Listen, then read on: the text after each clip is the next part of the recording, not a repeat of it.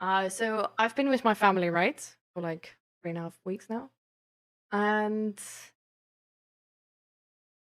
I didn't talk about the things which I wanted to talk about. Um, I sort of just, yeah, I sort of just didn't. I avoided the whole topic, not really knowingly, but it's sort of, I just never seemed like the right moment, and I sort of worked toward having a more righteous moment, but it sort of just didn't happen. Um, my mom was like working the entire time, and we were talking, and we had time to talk about like a lot of other things, but like the really deep things, I sort of just didn't bring them up because I feel like it's too like we don't have enough time. But honestly, I think it's fine because the holiday itself was like really nice. Like usually, I always when I'm at my family's, I have like issues with my mom and my stepdad because of just well, first of all, of course, their political views, and second of all, just I don't know, because these old patterns emerge, and then you just piss each other off and I don't know, get hurt and stuff like this. But this time it sort of has been different with these patterns. Like I really felt like I noticed how therapy is actually doing something for me. Like I had like some conversations where I noticed I'm sort like the pattern sort of emerges right now. And I was just able to like directly in the conversation double down on vulnerability instead of getting in this position of having to like defend myself and my standpoint and argue for the validity of this standpoint. But I was just able to like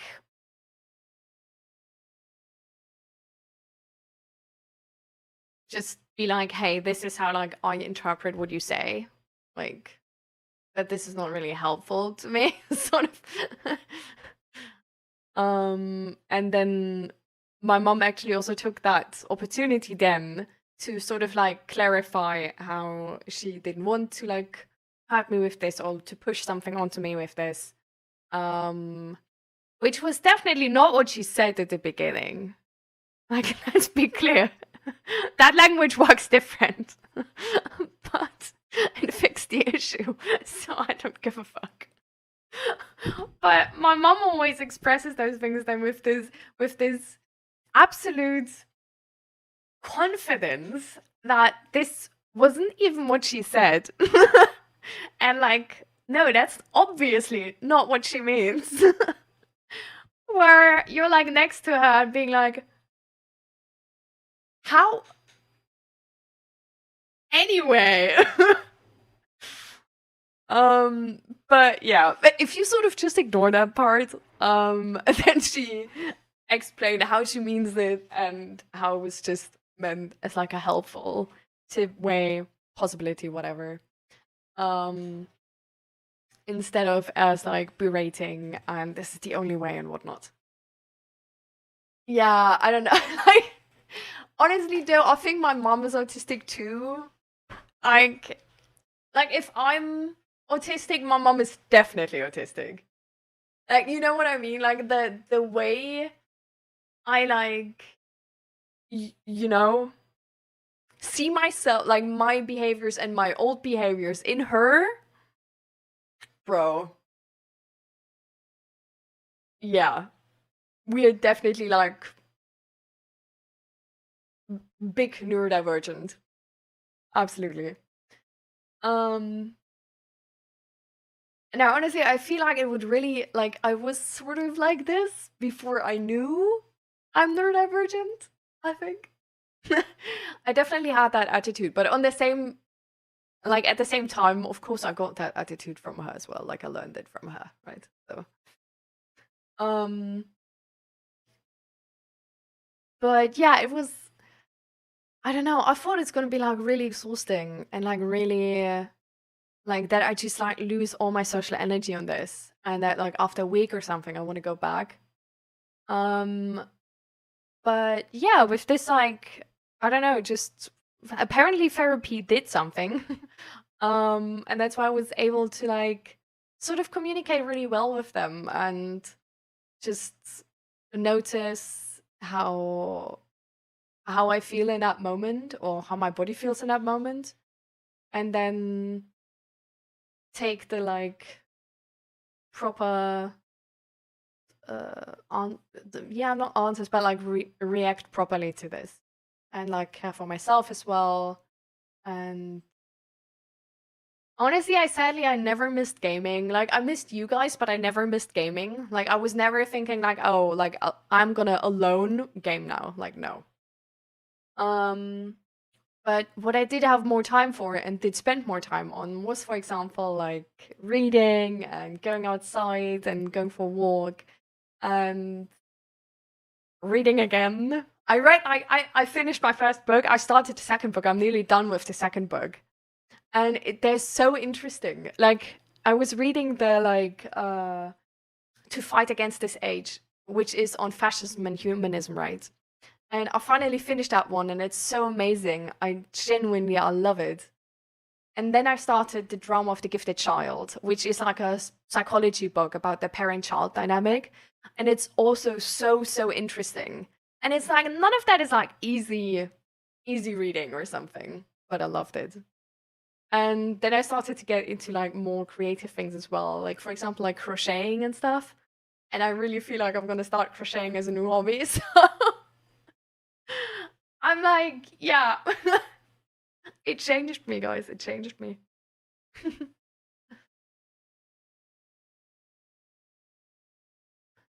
That's totally okay. Sometimes you're not ready to talk about stuff. I totally feel that. I mean, sometimes you need to push yourself, but sometimes it's totally fine not to.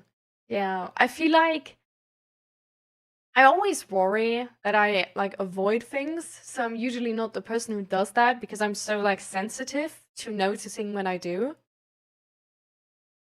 But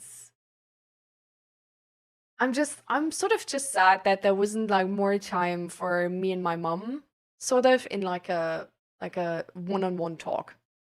Because she was always like in between work, sort of, so you never wanted to bring up these like huge topics. But I actually talked to them about maybe being autistic, and I thought both of them would sort of react like very weirdly towards that, but they didn't. So that was nice. Like it was surprisingly good. It was surprisingly good family vacation. Well, it was for me. It was a vacation, right? They were working. High FPS player. Games. What do you mean games? I mean just chatting, my guy. My mom always says something hurtful and then immediately adds, I didn't mean it like that. And I'm thinking then, think 2 seconds more before you speak. Like, what the fuck? Oh. Yeah, it's like therapy was helping me too with many things. I would always recommend it. Therapy is amazing, definitely. That's for sure. Like therapy, amazing. Love that. With like the parent-child dynamic, oh my god, it's so exhausting. Like even with therapy, I think it's one of the hardest relationships to take your knowledge into, because I feel like so once you start therapy, um the first thing I think it changes is your relationship to strangers. Um and there you can like instantly sort of like take the new things you have learned and use them. And then sort of the second thing is like work, I think, and then like friends, and then family. And I feel like friends can already be sort of tough because there's like even with friends there's like depending on like how long you know them for, there's like a pattern which has formed. And around this pattern are like lots of expectations, right? So like changing the way you want to like the way you behave and changing the way you want others to behave around you and treat you and how you treat yourself is going to influence that pattern a lot. And the worst is honestly with family, I think. Like with friends, it's already not easy, and you're gonna lose some friends probably, and then you're gonna make some new friends instead. But with family, because you sort of like, because they hold so much weight, because it's like you only have one mom, you can't like exchange her for someone else. You have only like one dad. Um, and it just makes it like, except if you have lesbian moms. But you only have like this family. And even if it's only like a grandma or granddad or something, it's like you're sort of like dependent to make it work with this specific person. And you're really, yeah, you're like dependent emotionally on it as well. And it's so tough, I think, because with some people, like even if they're in your family, it won't work. It just won't work. And that's just, I don't know, it's like a really hard situation, I think, where there's like this huge ethical question of like, do you stick around them and sort of like lower your standards to have that person around you? Or do you not lower your standards and you don't have that person around you? And this is like, I don't know.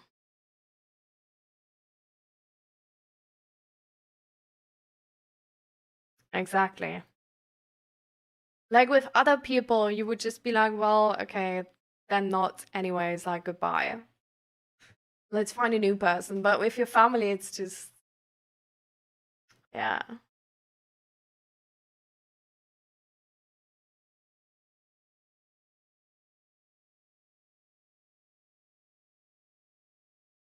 Not sure what to say about games. Well, you don't really need to say anything about games. Because I think, like, did anybody talk about games? Like, I talked about games before that I get, like, motion sick from them, and then I didn't play, like, as, like, just me play games. But now we're just doing, like, a mental health check-in. So feel free to join that one. But yeah, so with my dad, I've broken contact because I think with my dad, it's just from how I understand him, he will always hurt me. And it's not really something like he could definitely do something against it, of course. Like he could start therapy, he could like, you know, like try to understand my point of view in all of this. But I do think he might actually be narcissistic. And the other thing is that I did talk to him and he did not only not understand, but sort of use it against me. And I had like at the beginning, I only took like I had like no contact, but then I left him the option to like contact me on social media. And like after like sort of like after a year or something, I like unblocked him and left him the option to just be like, like maybe now he sees what's going on. Like maybe now it has like this whole topic has cooled off and he's sort of come to his senses. But he didn't. The way he answered was just like way more vicious and hurtful than before. He was really like sort of like acting out and lashing out on me or not wanting contact to him anymore. So this only sort of like that was specifically his pattern. Like his pattern is everybody else around him is at fault. Like it's not his fault. He's the victim in his own life. Like he's only not successful because of my mom and because of me, because he stopped his studies for me. And then he's only not like really well off or whatever because of his like job right now, and like they just don't see his potential, blah blah blah, whatever. Like he's very lost in that perspective that as a kid he was very smart and he was the smartest kid in school, and now he didn't do something with it, sort of. And I think he feels like a lot of shame about this, also because of his parents. But he always kept being dependent on them, like first of all financially, but also emotionally. And I think that's sort of the reason why he also can't really break out of that pattern. So, yeah. So that's just why I stopped having contact with him, because I believed just what he said. And I don't know, I think it's honestly best for both of us if we don't have contact. Because he definitely doesn't like me, like, for what? But with my mom and my stepdad and there's my sisters, right? So, like, they have definitely, like, there's more pressure to make it work with them because of my sisters. But at the same time, I think it's, like, way easier to make it work with them because there hasn't been so huge forms of neglect. There was neglect for sure, but, like, not in the extreme form as with my dad. So it's like, I don't know, like the worst thing basically which could happen is my mom being hurtful to me, and that's like, she can be really like vicious, but it's still like, it's sort of easier to handle than, yeah, than my dad's acting out. So I think that's sort of, I guess, why I have still contact to my mom. Also, to my mom, it's like weird because when you talk to her about it, she's like very easily defensive about sort of stuff. But at the same time, she does change, which is really like frustrating because usually you want people to hear you, right? Like if you want to change something and you come to them and stuff, like you want them to hear you and listen to you and be accountable in front of you. And that's honestly like, might even be like more important in that moment than what happens afterwards. Like, oh, of course something needs to change, but like, it's like really important to feel like that person wants to change. And with my mom, you never feel like she wants to change, but she sort of does change. So I think it's more of like a delayed response to the talk you have with her. But yeah, anyway, like change happens and it's way better than before already. But I also think that might be the case because my dad is out of the picture now. Because that's honestly like, that was really fucked up that my mom had to still have contact with my dad. Because of me. Like that's really annoying for her. And like I guess like hard to heal from stuff as well. But yeah. I don't know, I can only recommend reading the book I'm reading right now. The Drama of the Gifted Child. Like I think it gives like so much insight into the struggle between like parents and their children. And also like how everybody's a child basically. Like even the parents are still children and are still influenced by their parents. And that influences then also how we are influenced by them. And I feel like there's so much insight into this. And sometimes the book is honestly like, sometimes it's very confident in the consequences or conclusion it makes. But and I don't like that too much if there's like, if you talk like there's no other possibility about things like psychology. I don't really appreciate that tone. But apart from that tone, it's like really good. I personally, you can absolutely like always ask if you want to know something. And then like asking never costs anything. I love that you like, you're like, I don't know, like Looney's like always so considerate. I really love that. um, I don't. Well, it's a complicated question actually. Because I sort of don't. At the same time, I do have like a lot of maternal instinct. Like I would, for example, I really like to teach people and explain stuff. So I would really love to be a teacher maybe, or like even maybe like a babysitter or something. And maybe I would even like to adopt a child one day, but I really like, I'm absolutely not behind this picture of being pregnant. Like, don't just miss me with that, please. Like, I I have learned way too many things about pregnancy. What can happen to you? What is like a very normal emotional hormonal response? All of that crap. Like, no. Like, our society, honestly, like, it's dangerous to be pregnant, I think. Like, genuinely. Like, I don't know, like, why people take it like so. Like, actually, I know why people talk about it like it's easy, because most people don't even know.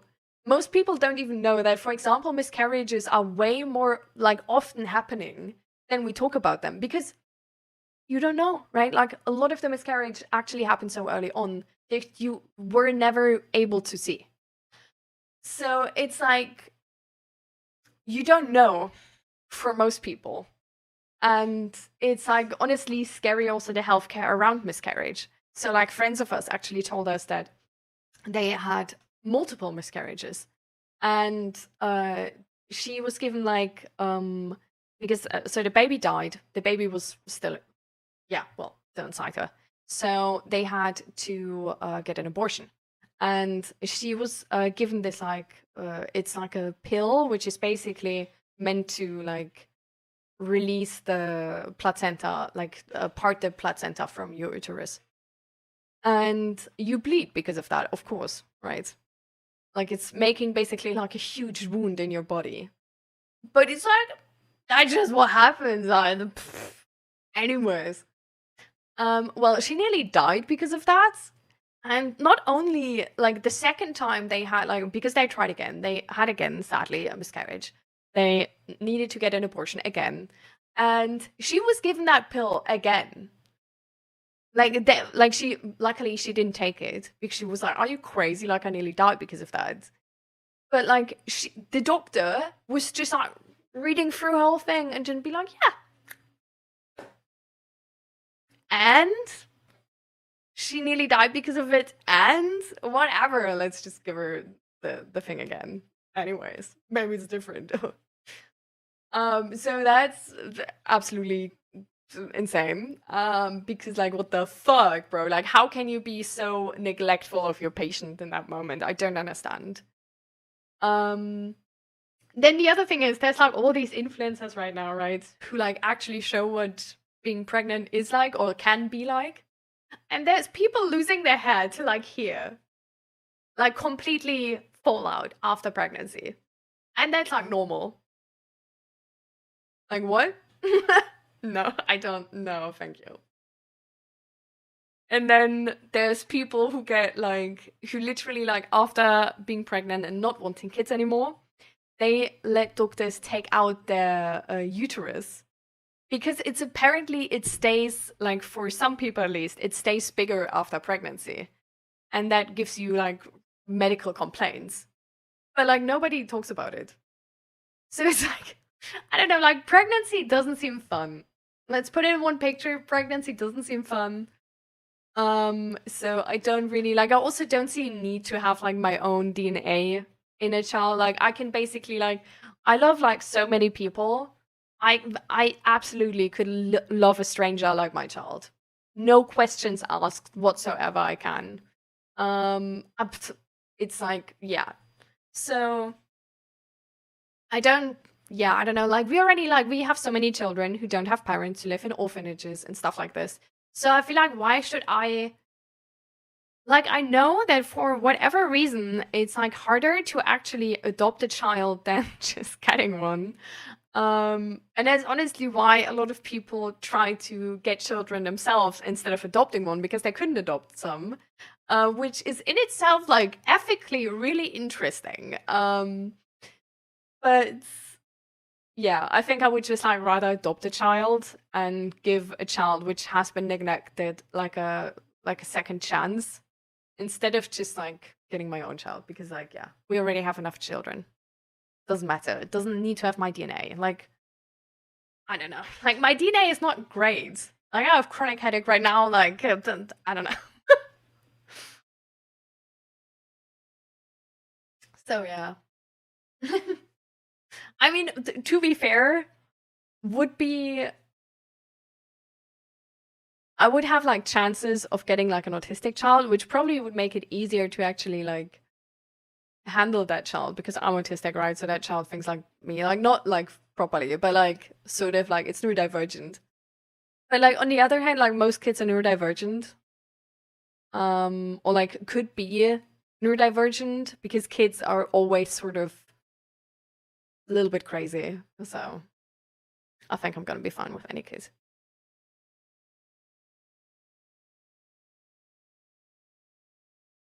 Yeah. I mean, no, honestly, I think like the adoption process maybe should be like better, but I don't really necessarily think it should be easier. At the same time, I don't like how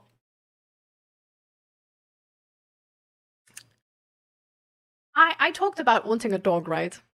Do you know how many comments and questions I got about if I actually want a dog, if I feel ready for a dog, if I not rather want a cat, if I like, am I sure, like, what am I gonna do with the dog on the holidays, blah, blah, blah, yada, yada, yada. Do you know how little questions you get if you say like, oh, I'm pregnant? Everybody's just like, congratulations. Oh, how cute. Nobody is like, what do you like? Like, do you have the money for it? Like, do you have a plan for the future? Did you even go to therapy? Did you read any books so far about how to raise a child? My mom actually gifted me a book, How to Raise a Dog. Have you seen anybody gift someone a book on how to raise a child if they say they're pregnant? Like, I don't want to, but like, yeah. So, that's sort of the thing where I feel like, but yeah.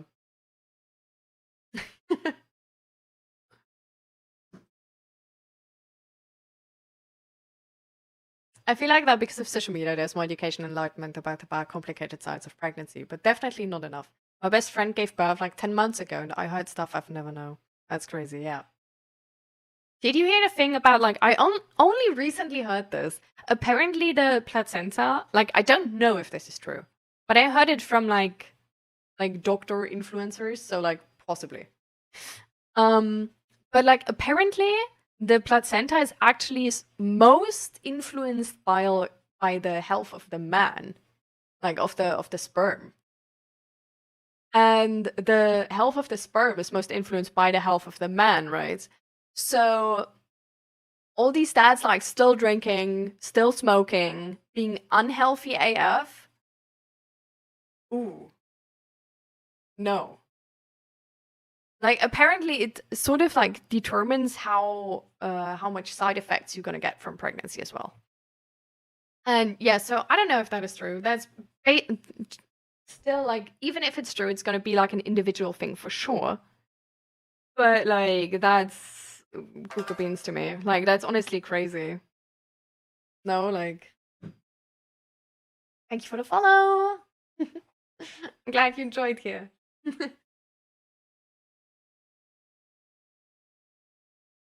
Yeah. And honestly, I sort of like some of my health problems are oddly same-ish to my dad's. So, and I know my dad wasn't really healthy, sadly. He was definitely drinking, smoking, being overweight. And like it's I don't know, if you're a person on your own, no big deal. I don't give a fuck. Live your life how you want. But now it's my deal actually. Now it's my issue. I was smoking and drinking and stuff like this. So I'm like, sir, like, please. What the fuck? Yeah. Well, it's never like you never know for sure, right? So like even if you would know your dad, like knowing for sure is still like a complicated issue, I guess. And I mean, maybe you would have known your dad, and it is like with me, right? That you just have to break up contact, and then yikes. So yeah, just sort of like consolation from me as a dad haver having a dad is not, oh, like, I wouldn't mind not having a dad, maybe. Like, honestly, I don't even know if I still have a dad. Like, maybe he's dead, I don't know. Actually, like, his parents, like my grandma and my granddad, I also don't have contact to them. Funnily enough, they broke contact up to me because I broke contact off with my dad. So I don't even want to know what he told them, but he definitely told them something. And apparently their loyalty is with their fucked up son and not with me. Where I think like, wow, thank you. It's not like I was a child or something. Like, come on, guys. Um, but yeah, I think they are around age of death, you know? But yeah. I really wonder if I will know. Like, will I find out? But like, how would I find out? Like, I always feel like, well, I guess I'm gonna find out like somehow, right? But like, how? I don't think I will. I don't think I will.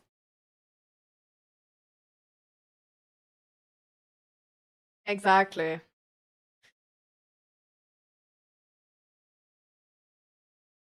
They would act like, would they try to contact me even if I'm living outside of the country?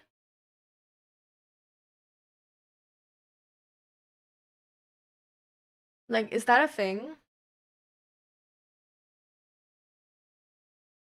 But I don't know if they would give me anything. I don't think they would. They're petty as hell. So, so they would contact me. Okay, that's good to know. Maybe I'll get a house someday. Who knows? But I don't think I will. I don't know. Nah, I don't think anybody's gonna contact me about anything. I think they're petty enough. Even though I would take very good care of that house, actually. Your whole PC just crashed. Hard crashed. Oof. Damn. What are you working on again?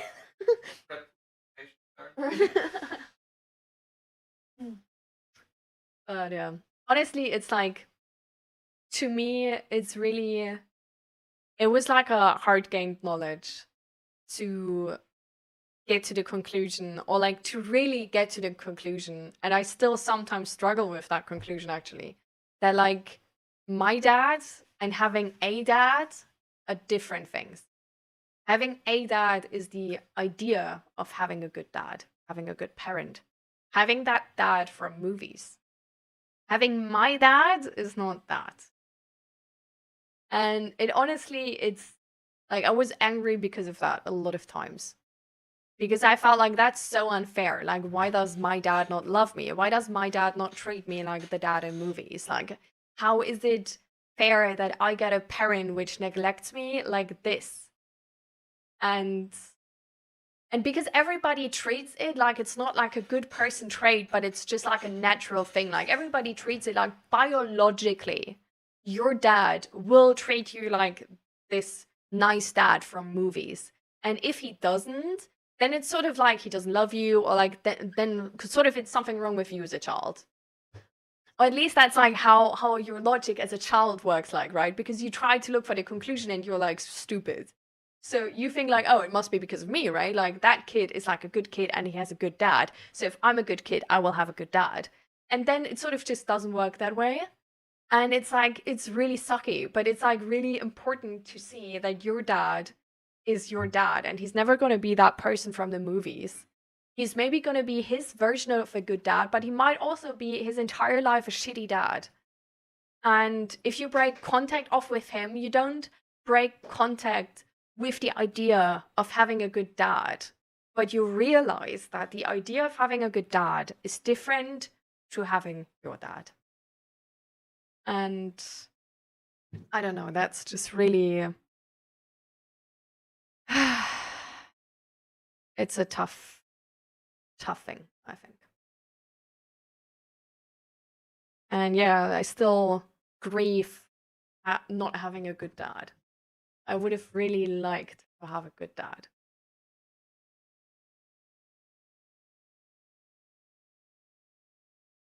Wait, a child gets something for sure? No way.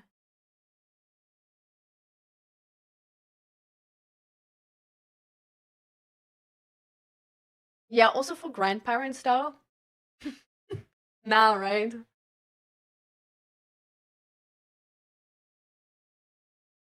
I feel that somewhere. I know who he is, but he never wanted to meet me. So for a long time, I felt like I'm the problem. Yeah.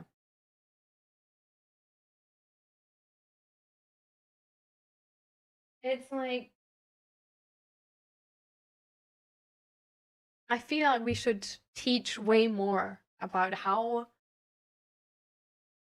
much effort and work and money and also how much issues having a child can cost. Like for one, the pregnancy and then raising the kid actually in our society. I think we should be actually straight about the efforts it takes. And that would be negative. It would sound absolutely negative. But I don't think it would be negative because as like a young couple, if you actually want a child, you're going to look at all of these things and you're going to be like, but I will do it. But I will do it. Because that's how I decide if I want a dog or not. Like, I have specifically this about a dog. Like, so many people told me, like, oh, but like, you need to go out 3 times a day. Oh, but you need to do this. You need to blah, blah, blah, blah, blah, blah, blah, blah, blah, blah, blah, blah. But with all of these things, except picking up the poop. Like that's the thing like Zach is gonna do, and I'm gonna go to the no poop having to take away forests.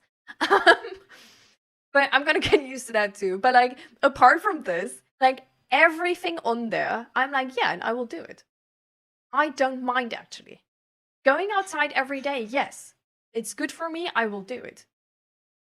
Playing with the dog, if I maybe don't want to play in that moment, but like the dog comes up to me with a toy, I think I will do it.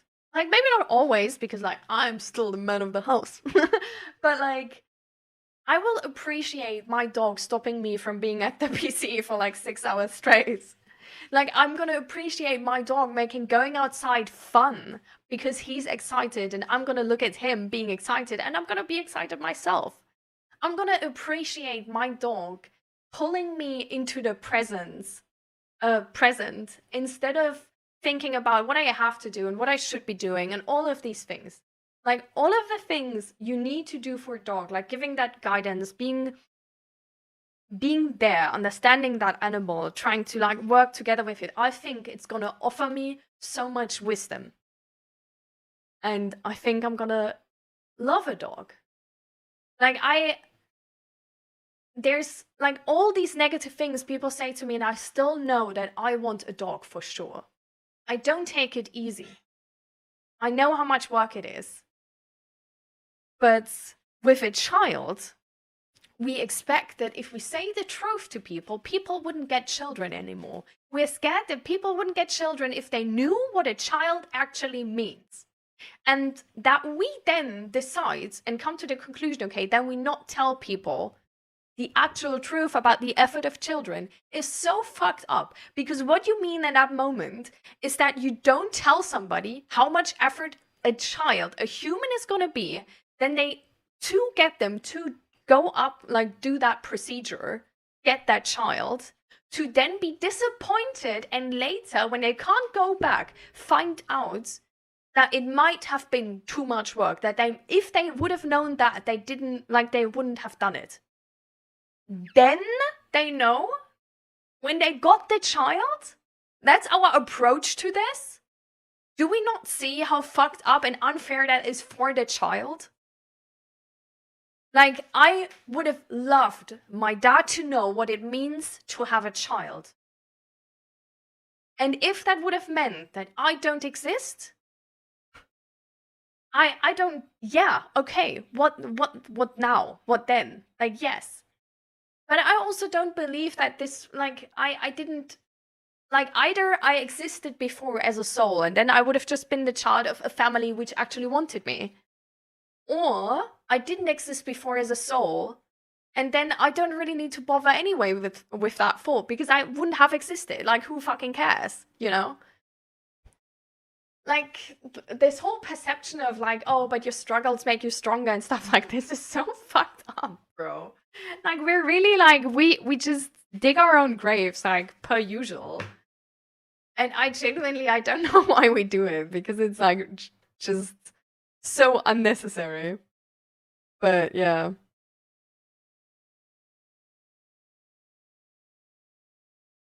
With a dog, you have to go out 3 times a day. With a kid, you have to be there physically and emotionally every second of the day. But no one questions the decision of getting a child. Yeah. Yeah. Yeah. Exactly this. It's just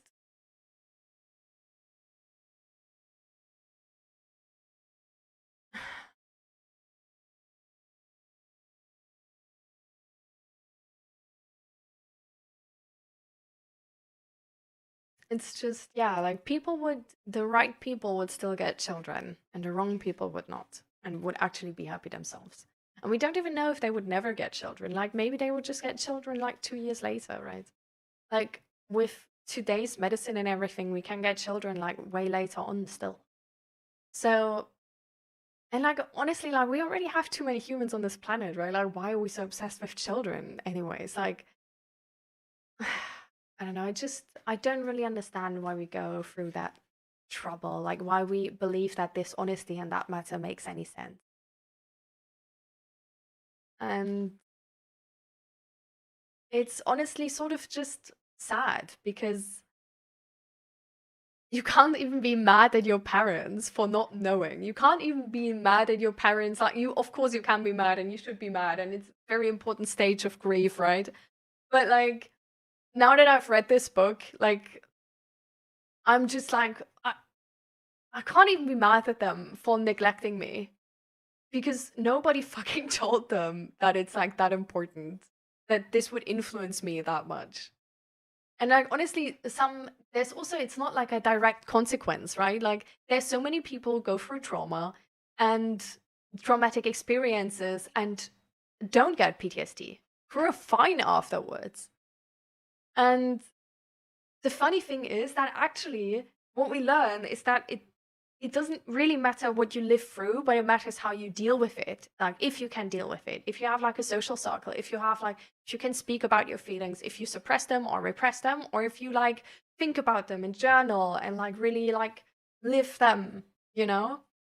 And so like honestly, it wouldn't even be like every child is gonna have some type of like neglect in their childhood, I think. Like no parent can give everything to their child. But if we would care to actually understand how important childhood is and how we influence our children, I think we would go about parenting way differently. I think we would go about parenting with the sense of you can always talk to me about everything.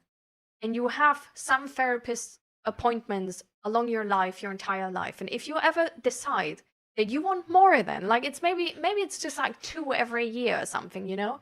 And then if you decide you want more at your therapist's appointment, then you get more. And that you have friends and that we don't share to our child our expectations of how life should look and how you should live life, but that we would share the knowledge of the wisdom of why we chose to live life that way, of why we believe that this is the best way. And then we let the child choose on their own. And then we let the child discuss to us why they maybe choose differently. And then we could learn from our children because actually, I think in our society right now, we could learn so much from our children. We could learn so much because our children are way more connected to their body and to nature than us. We're in tech, we're like available the entire time, we're like borderline like passing out from the stress the entire time. We have so many people complaining about depression, chronic stress, chronic just pain. We have so many issues. And if we would just listen to children a little bit more, I think we could gain so much wisdom from that actually. And because they could bring us to our roots. And I think that's also honestly what we kind of love about children, that they actually do remind us how it was to be a child, that they do remind us of the inner child within us. they do remind us of the needs we as a child had. But instead of projecting that onto them and abusing them to sort of like to heal our inner child, we could instead just be aware of that and care for ourselves while caring for them. But yeah, I feel like it would be so useful. I personally always knew I wanted kids, and I still do. But when I was a teen and I wanted to be a young mom at 22 or something, and now I'm turning 26 and don't have kids yet, I prioritize my mental health first. So I'm really ready for a kid and take properly care of it, be emotionally available, and so on. Yeah. A young mom in 22. That's an idea not many people have. That's a unique idea. Is it okay to ask you why you like had that ideal or like that idea in your head? Because usually, like, to me, it was very shameful to be a young mom. Like, I always learned, like, basically, like, who cares about consent but don't get pregnant? That's what I learned. And so to me, it was like being a young mom was like always very shameful and with very much shame connected. And it was only sort of like later on that I even learned that it can be okay. And that you can like sort of like handle it. But I'm still like, honestly, it was like after that possibility was even still available. So yeah. But I think it's really good to prioritize your own mental health. I think it's really good to, honestly, like with any relationship, I think before having kids, you should always be happy on your own. I think that's also really nice as like a relationship guidance. Like before you marry, you should, or like before you meet other people, you should be at a point where you are a happy person on your own. Like where you don't need anybody to fill a gap or anything. Because that means you're dependent on somebody else being there, right? And I think some people are like maybe like a little slightly bit obsessed that their child is gonna fix them. Like that it's like, oh, there's this huge gap and I need like a child to like fix it. And I think it's like really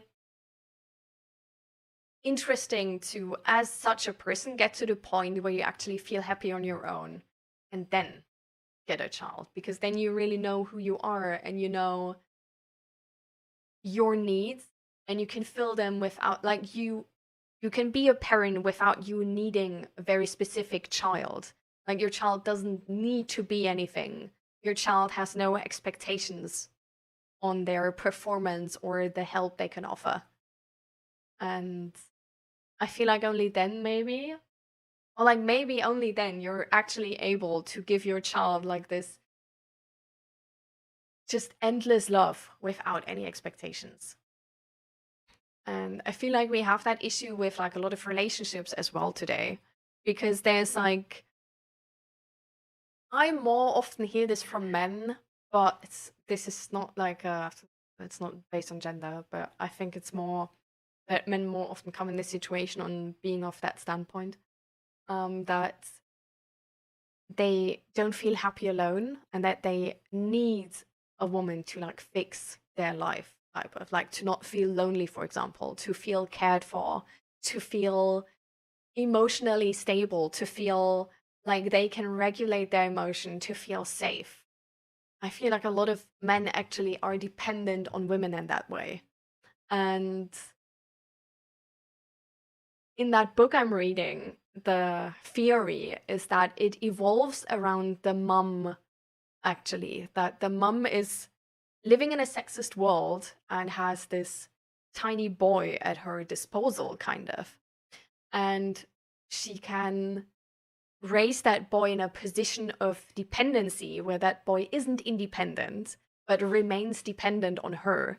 And that dependency gives her power basically over that child. So she can make sure that she's never abused from that boy, because that boy is dependent on her, and she can always like take that love away from him, and then she knows he's gonna like bend to her will basically and respect her. So that's sort of like the theory in this book. And I think like it might be true in like some cases, definitely. I don't know if in all cases, but I definitely understand how this sort of like hidden agenda is maybe a thing if you like if you are a woman who's like sort of scared of like sexism, and then you raise a boy and that you want to maintain the power in that relationship.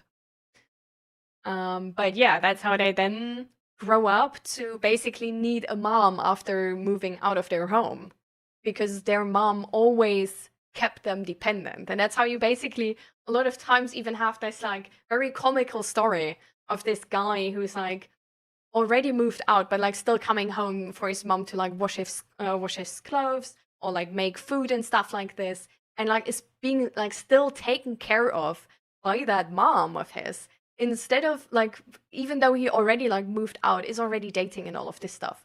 And then like once he finds a woman, he's like switching from his mom to that woman to take care of him. And if there's like a gap and his mom breaks, like is gone maybe, or can't take care of him anymore, or there's not enough care, then well, he's just left there with being dependent, never having learned how to take care of himself in these very specific ways. And that's like really, and then anger is one of the most accepted emotions as a man, right? And like resentment and revenge and these kind of things. Yeah, and then aggression takes over. So it's like, this is not like an excuse, of course, but I think we do need to realize which patterns we form in our society. And this was like a very interesting pattern I read in the book, because at the beginning I was never really a fan of this idea of like, oh yeah, okay, so now it's women's fault again. Like, oh, come on.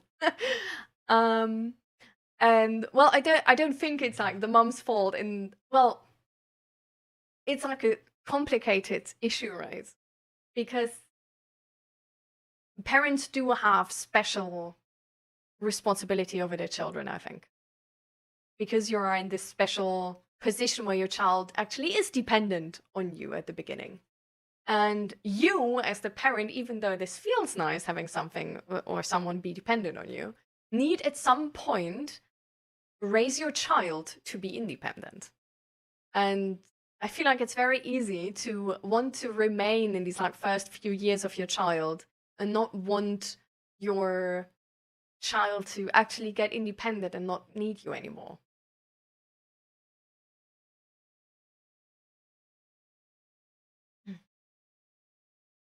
Welcome back, Naradim, by the way. Sorry, I never said it before.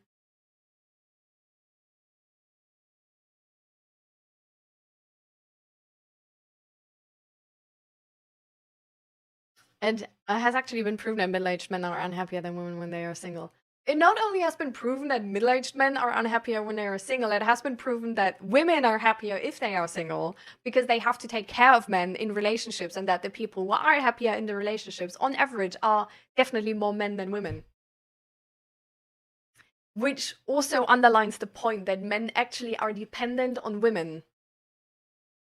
Even though sexism and this whole hate concept is there, they are dependent on women. And it's like a really, really weird concept, honestly, I think. Because we could learn from each other, right? Like there could be like, you could notice, oh, I'm dependent of that person. Like let me ask them as a teacher of how they do that, because I'm dependent of them to do this for me. So they know, I don't know. I could learn from them how to do it. But sexism is really keeping us from that perspective, I think. And also this whole thing about gender, like what is manly and what is like, yeah, feminine. It's like, it's keeping us from this, from learning from each other. And I feel like especially men would profit from learning from women how to, for example, regulate their emotions, or how to, for example, just find friendships and be vulnerable in friendships, how to make boundaries as well. I think men, because they have been, if you are dependent, fuzzy on your mom or something, I think you have an issue with boundaries for sure. And that would be like a very, I don't know, like, even though also women have a really bad concept of boundaries, I think everybody in our society actually under capitalism has a very bad concept of boundaries, because capitalism directly profits of people not having boundaries and working their asses off till they die. It's like we would really profit to learn from each other how to have proper boundaries, and just to learn from each other, not based on gender, but just based on knowledge. And I think sexism and this obsession over what male persons can do good and what female persons can do good is not really helping in just taking on knowledge and gaining more wisdom. I listened to a podcast about sexism raising kids with chores, but also with little things like comments. You look so beautiful in this dress to a girl, or look at you, you are so strong, fast to a boy. Yeah. Yeah, definitely. I'm sort of thankful that this was never an issue in my, but it was a different issue. It was a different issue in my childhood. What I actually learned is that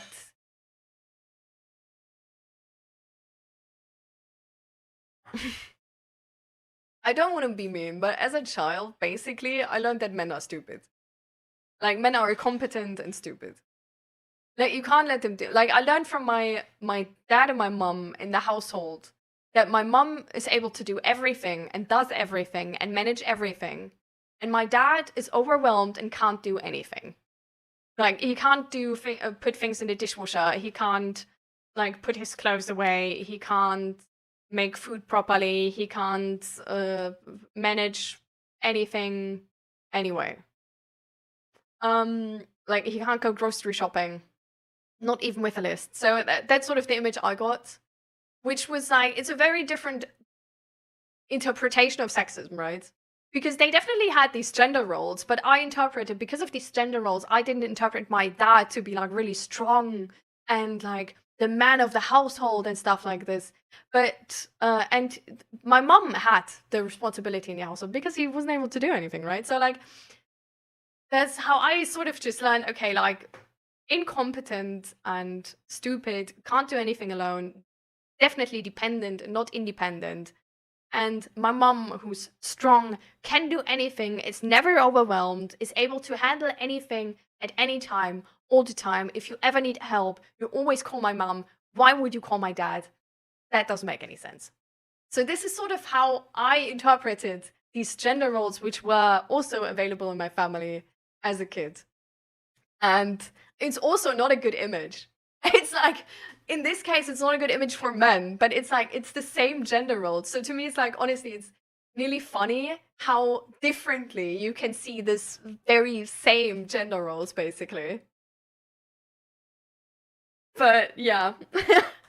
So, and it wasn't really good for my relationship afterwards either, because when Zach and me moved together, I instantly took over this role. So I was the manager, I was managing everything, I was determining what we buy, when we buy it, how we like, I don't know, where we go, that we have friends, that we do something with the friends. I would buy presents for the birthdays and stuff like this. Like, all of this work, basically, my mom has been doing, I would do. And that way, Zach would always sort of remain a guest in this house, and which perfectly fit, because his mom also didn't teach him that he would need to do any household chores. So he just sort of like remained a guest at our apartment, and was like, he didn't know where things were, he didn't know what we really needed or anything. Like, he wasn't aware of which things were like running out and stuff like this. And then like only with this apartment, actually, we came to the conversation at some point, with also couples therapy, that this can't go on like this. Like, he can't just be a guest in this like apartment. Which then came with lots of adjusting actually, because I didn't know that I had a roommate till then, because I had a guest, but guests can want much and get nothing. So it was like really like, now you actually need to make compromises. What's that?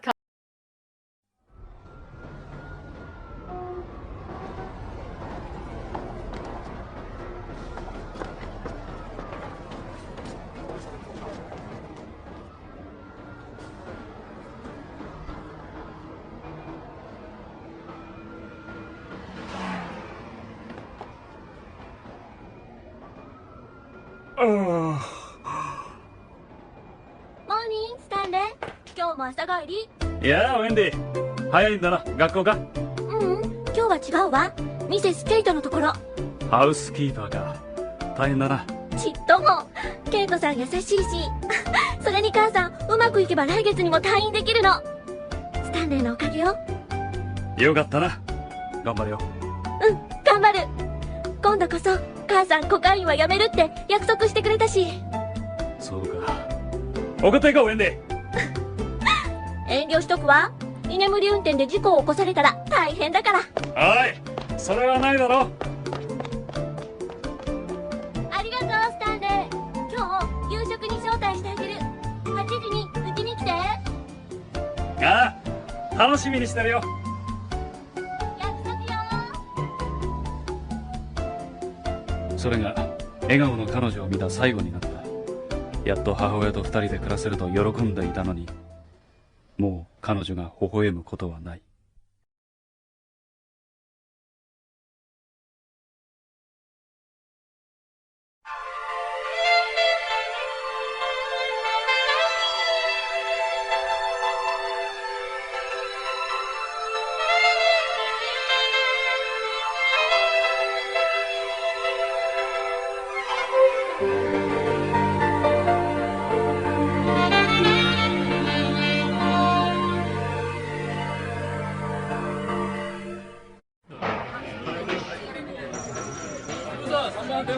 リチャード警部、大至急連絡を取ってください。こちらを先に。手術室から急ぎの電話です。52区で拳銃を持った男が暴れていると通報がありました。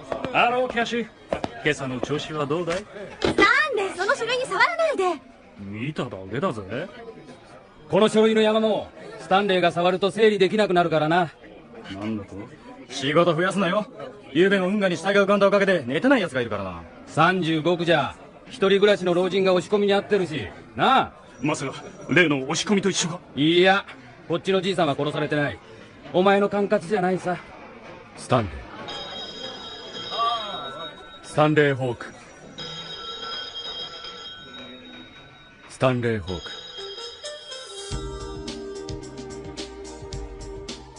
俺の名はスタンレー・ホーク、バージルシティ警察の刑事。そして今俺を呼んでるのが内部管理課課長のアリスター・ロスフィールド。男にしておくにはもったいないほど美しい顔をしていて、大金持ちのマクレラン一族の一人と来ている。がちょいとばかし普通じゃない。俺は4ヶ月前に起こった公園連続殺人事件で彼の秘密を知ってしまった。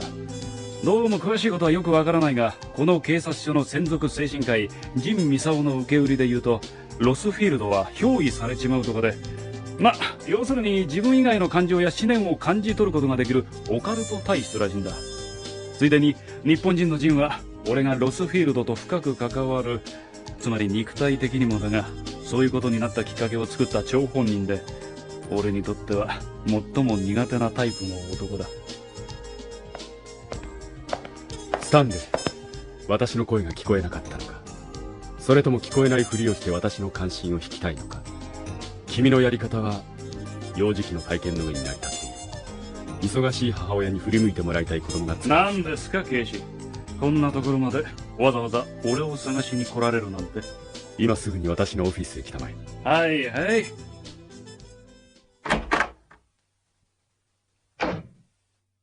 スタンレー、一体お前は私を何だと思っているんだ？金持ちの優男。ではお前は何なのだ？あんたに惚れてる哀れな下級警察官だ。他人を動かすときには恋愛感情を持ち出すのが最も効果的だ。情に訴えかけるという手段だな。それから下級警察官。君は巡査部長刑事だ。問題さえ起こさなければ今頃は40区あたりに洒落た一軒家を持つことができて、2台の車を乗り回せる所得があるはずだ。実際の俺は60区の安アパート暮らしで毎月高額の違反金を払ってる貧乏人だぜ。飯も満足に食えない。今夜うちに来ればいい。食事くらい食べさせてやる。そういう問題じゃねえだろ。だいたい待てよ、もしかして俺をベッドに誘っているのか？スタンレー。腹も減るが俺はあんたの愛に飢えてるんだ。私の愛情を必要としているならば、こういった提案をやめるんだ。署内であんたしか適任はいないんだ。おとり捜査は禁止されている。建前はだろう。守ってる奴なんかいないぜ。頼むよ、ロスフィールド。およそ警察関係者らしくなくて金持ちの匂いをプンプンさせてて、あんたほどカモにしやすそうな綺麗な男はいないんだから。今のは全て褒め言葉ではない。俺は真面目なんだぜ。いいか、この町のどこかで同じ手口の押し込み強盗が6ヶ月の間に13件も起こってる。被害者はみんな一人暮らしの金持ちばかりで14人が殺されたんだ。中にはたった50ドル奪われて殺された者もいる。犯人は極めて凶悪な奴らなんだ。金品を奪うことが真の目的ではないのかもしれない。なんだって？血の命定という言葉を聞いたことがあるな、スタンレー。ああ、一度殺すと次からは止められなくなる。殺して口封じをしないと不安になるんだ。いきなり犯罪学の授業か？そうじゃない。私が言いたいのは、この犯行自体が人間に対して恨みを持っている場合もあるということだ。些細な金品のために殺すことで尊厳を踏みにじりたいのだ。それか50ドルのために殺されたと周りが嘆くのを見たいのかもしれない。被害者の葬儀に行ってみるんだな。次が出たらな。次は私かもしれないんだぞ。でもあんたは感応できるんだろ？殺される者と殺す者の気持ちに。だったら危険は事前に防げるんじゃないのか？お前は誤解している。そういう思念はいつでも感じるわけではないんだ。でも感じる時もあるんだろ？自分に迫ってくる殺意とか危険な場所とか。ジン・ミサオに言わせるとあんたには予知能力もあるそうじゃないか。とにかく私はおとり捜査には協力できない。射撃には自信がないし、腕力にはもっと自信がない。その上仕事が溜まっている。この強盗殺人の被害者たちは事前にどこかで犯人と接触してるはずだ。それで目をつけられたのさ。一人住まいを識別されるのに最も適した場所はスタンレー。老人ホームの説明会かスーパーマーケットかな。買い物の内容でわかるだろ。ところでアッパーミドルの連中が交流と親交を深めるとかの目的で集まるパーティーがあるんだ。もちろん会員制で入会資格は所得審査と確かな紹介者が必要なんだが、紹介者の準備はもうできてる。あんたの名前はアリスター・ゴードン。油田を所有する金持ちの両親がいて、あんた自身はバージル大学附属研究所に犯罪学研究のため呼ばれた学者だ。犯罪学？ヒューム教授のところだな。痩せた50代の男さ。自信たっぷりの顔で目つきが鋭くて、学者というよりは軍人みたいな感じだな。あんたの知り合いか？家も30区に借家を抑えてあるんだ。あんたはそこに住んで一人暮らしの金持ちだってことをアピールしながら、今までの被害者が立ち回った先を巡回して顔を売ってくれればいい。あんたは格好のカモに見える。私が嫌がっているのがわからないのか、スタンレー。分かってるけどあんたしかいないんだよ。断る。待てよ。どうすりゃいいんだ？あんたの靴先にキスしてお願いすればいいのか？そこまでお前にやれるものならばやってみろ。いいぜ。だけどな、靴先にキスした後であんたの唇を奪ってやる。それとも先にキスしとこうか？スタンレー、ここどこだと思っている？あんたのオフィス。誰も入ってこない。だからといってよせ。じゃあやると言えよ。こんな形で私を脅迫するのか？仕方ないだろ。でなきゃ解決できない。スタンレー、頼むよ。アリス。フランクサイド。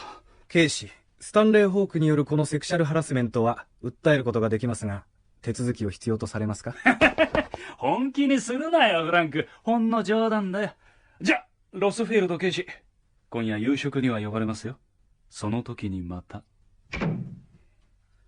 いつからそんなことになっていたんですか？4ヶ月前だ。ロジャー・ブラウン事件の頃ですね。そうだ。ご心配なく警視。今見たことは誰にも話しませんから。それよりも警視、スタンレーが熱くなっているのには訳があるんです。彼の知っている娘が今回の事件の被害者になったんです。ウェンディ・ハリガン。週に3度、老女の身の回りの世話をして金を貯めていた19歳の学生で、巻き添えで殺されたんですね。ちょうど犯人が押し入ってきた時に家にいたんです。今までの報告書を持ってきてくれ。はい。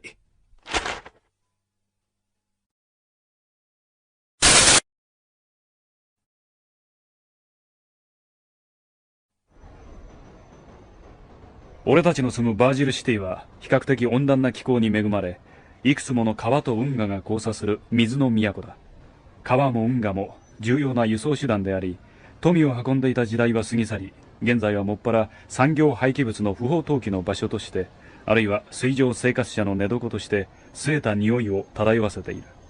そのせいでか、いつの間にか金のある者は山の手側の丘陵地へ移っていき、低所得者は川沿いのアパートといった住み分けができてしまった。夕方になったわ。そろそろ行く時間よ。まだ食べ終わってないよ。腹いっぱい食うなって。動きが鈍くなるぜ。だって。いいわじゃん。私が支度するまで食べてても。シンディはちゃんに甘いんだから。これでいいわ。ファンデーションは濃いめに。髪は結い上げて、目尻にラインを入れれば大人っぽい顔になるわ。堅実な職業についてる女性に見えるスーツ。完璧だわ。いつもながら決まってるぜ、シンディ。で、今日はどこ行くんだっけ？28区よ。貧乏人の住んでる地区をうろついたって、金にはならないわ。店員さん、そこの牡蠣を5つとレモンを1個包んでちょうだい。かしこまりました。その牡蠣は生で食べられるのかしら？大丈夫みたいよ。ご親切にどうも。お待たせいたしました。ありがとう。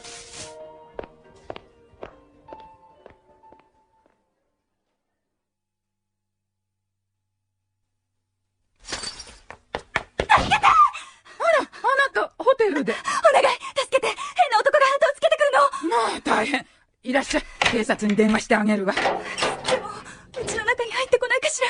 大丈夫よ。もしもの時はそこの赤いボタンを押せば10分以内に警備会社の人が駆けつけてくるわ。なら安心ね。あなた何をするのよ。動くな。何なのあなたたち。早く縛っちゃいなさいよ。なんてことなの。昨日銀行から下ろした現金はどこにあるの？金庫にあるわ。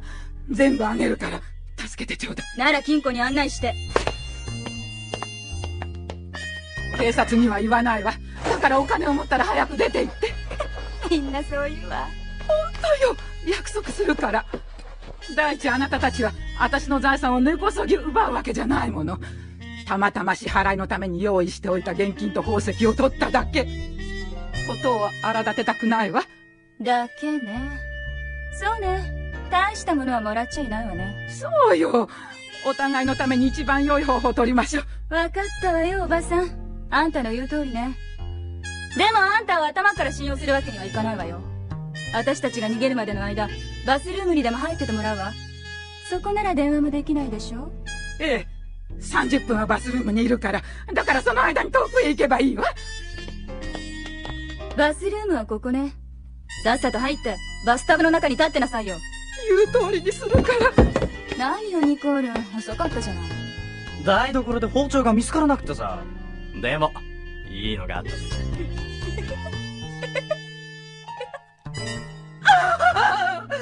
神様。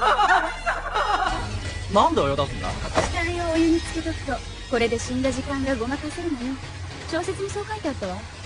さすが。何でも知ってんだな、シンディ。でもさ、何も殺さなくても。何言ってるのよ。殺さなきゃこっちがヤバいじゃない。50ドル取った時だって殺したんだから、1000ドル盗んだんだろ。絶対殺さなきゃ。ごめんよ。怒らないで、シンディ。私たちの安全のために必要なのよ、じゃあ。さあ、金も手に入ったし、今夜はパーッとやりましょう。おい！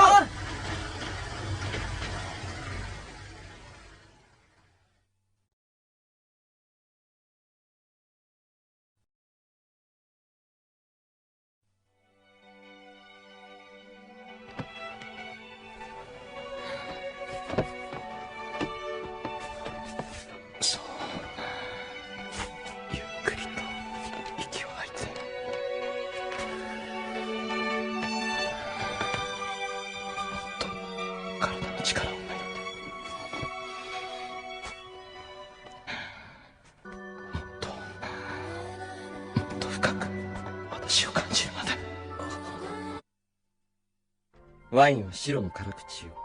これが今夜の料理には一番合います。驚いたな。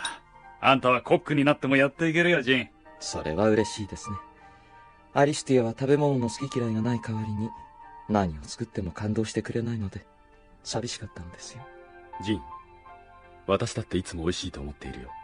本当だ。本当ですか？ああ。勝手にやってろよ。失礼。いいんだぜ、イチャついてくれても。俺は食うのに、忙しいからな。ところでスタンレー、今朝の話だが、私は君の捜査に協力しようと思う。本当か？またなんか新手の嫌がらせじゃないだろうな。何を言っている？私がお前に嫌がらせをしたことがあったか？あったじゃないか。そこにいて、あんたと手を繋いでる精神科医のところへ2ヶ月も通わせた。また通いたいのか？遠慮するよ。でも、急に心変わりしたんじゃ、俺でなくても怪しむさ。ウェンディ・ハリガン、お前が熱くなっているわけが分かったからだ。どうして知ってるんだ？そんなことよりも、私の気が変わらないうち。なんで知ってんだ？分かったのか？まさか、彼女の声があの世から聞こえてきたのか？フランクサイトだ。彼が教えてくれた。そうか。俺はまた、あんたが死者との交信とやらで、ウェンディに会ったのかと思った。残念ながら、最近の私は落ち着いているよ、スタンレー。報告書は読んである。私が協力できるのは3週間だけだ。ああ。いいか？私は休暇を取って、お前のおとり捜査に協力するのだ。では、計画を詳しく話してくれ。わかった。俺としては、明日からでもあんたに用意してある家に移って、金のある一人住まいの男というアピールを始めてほしいんだ。しかし明日からとは、随分急ですね。うん。前の犯行が起こってからもう10日経ってる。そろそろ金がなくなって、次のカモを物色中だろうから。家はどのあたりなのですか？30区に平屋の一軒家を用意した。あそこも金持ちの集まる一角だ。わかった。では私は当座の荷物をまとめよう。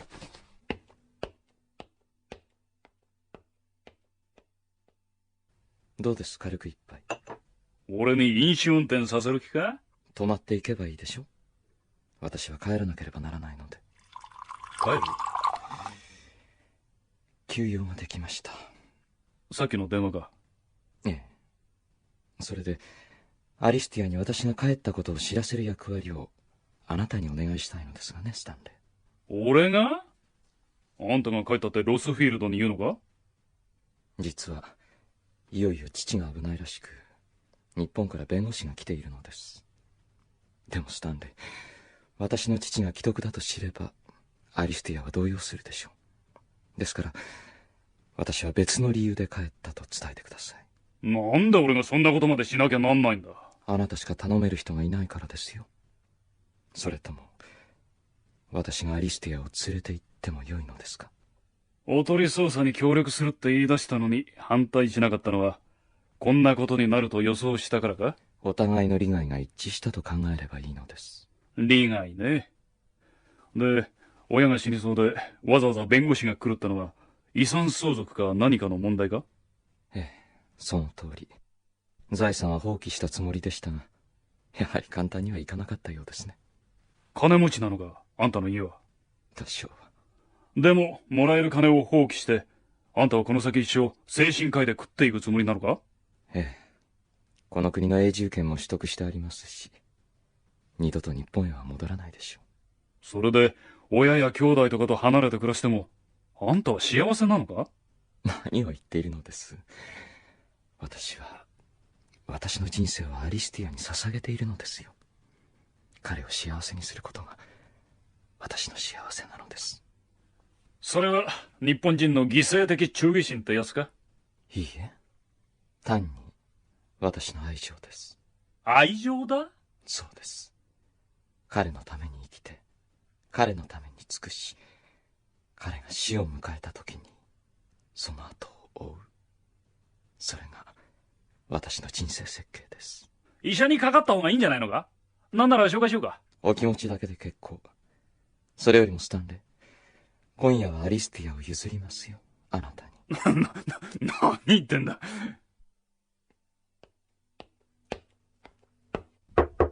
ロスフィールド、話が。いないのか？おい、どこにいるんだ？風呂場か。風呂の中でも仕事か？スタンレー。どうしたジンは？用事があるところで急いで帰った。帰った？そうか。こいつ、今二人きりなのに、なんでこんなに無防備なんだ。少しも身の危険を感じていないのか。それとも、俺にはそんな度胸もないと思われているのか。なんだか腹が立ってきたぞ。ロスフィールド、知ってるか？あんたは俺の人生を複雑にしたんだぜ。それで？何をするスタンレー？なぜ私に手錠をかける？4ヶ月待ったんだ。あんたが欲しい。外せスタンレー。なぜいつもこうなんだお前は。いつもって言っても、俺たちがメイクラブするのはまだ2度目だぜ。だから慎重にやってるんじゃないか。これが慎重にやるということか。私を拘束してセックスを迫るということがお前のやり方なのか。明日フランクサイトに知られるぞ、スタンレー。お前の趣味を疑われるな。あんたの趣味と思うかもしれない。でもな、ロスフィールド、俺は自信がないんだよ。あんたに嫌われているかもしれないからな。なぜそう思う？ 4ヶ月前、あんなに愛し合ったのに、あれ以来ずっと俺を避けてる。避けていたわけではない。お前が自分の気持ちを整理できずにいるのが分かったからだ。今は何もかも整理できてるよ。俺はあんたが好きなんだ。心も体も欲しいよ。ならばスタンレー、こんなことをしなくても。抱かせてくれるってか。そうだ、スタンレー。キスしてもいいか？ああ。ここも。よせ。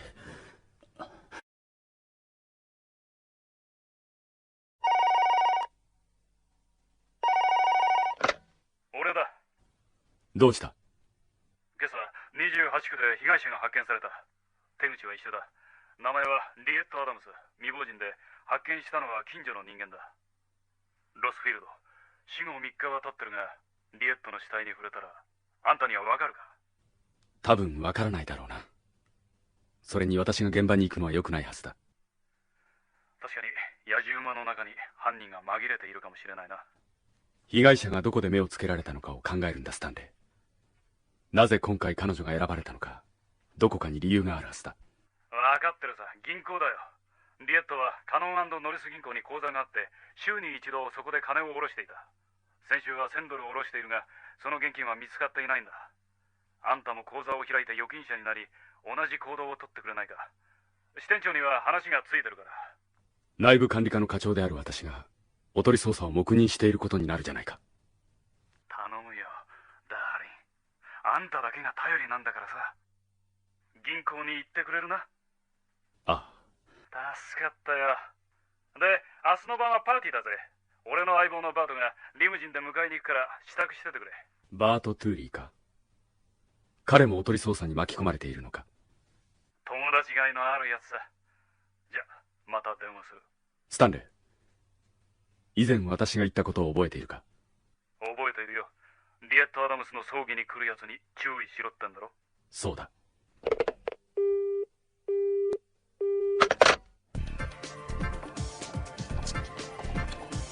あ、ジャンか？俺今銀行にいるんだよ。カナ&ノリスの支店さ。そしたらすっげえカモになりそうな奴が来てるんだ。アリスター・ゴードンと言いますが。ゴードン様、お待ちしておりました。さあさあ、こちらへどうぞ。背の高い金髪の男さ。整形したみたいにいい男でさ、なんと支店長が直々に出てきて対応してるよ。俺の勘だけどそこいらの金持ちと違うぜ。出てこれるか？俺が尾行するわけにいかないしさ。ゴードン様、今後ともよろしくお願いいたします。シンディを迎えに行く？しょうがねえな。おっと、迎えるみたいだ。じゃあな。おい、気をつけろ。チェったく近頃の若いやつはぶつかって挨拶もなしかよ。ああ、こちらバート。ゴードンが銀行を出ました。特に異常なし。また君か、バート。昨日は銀行にもいたな。どうぞ、ゴードンさん。これからパーティー会場まで送ります。どうやらスタンレーは人使いが荒いらしいな。それともこのおとり捜査に関わっている人間が少ないのか。久しぶりだね、アリスター。こんな形で君に協力できるとは嬉しいよ。お間違いなく。スタンレー・ホーク巡査部長への協力です、ヒューム教授。これは失礼した。つい昔のことを思い出してしまった。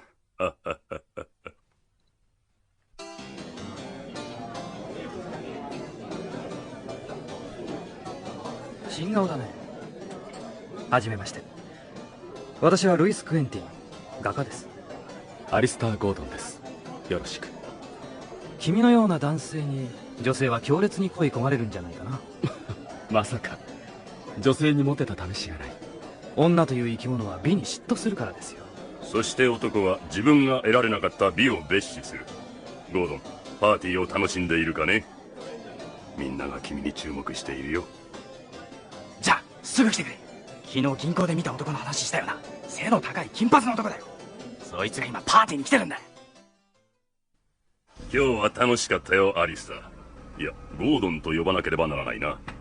来週は君の噂が広まってもっとパーティーは賑わうだろう。紹介者の私も鼻が高いね。ではおやすみ。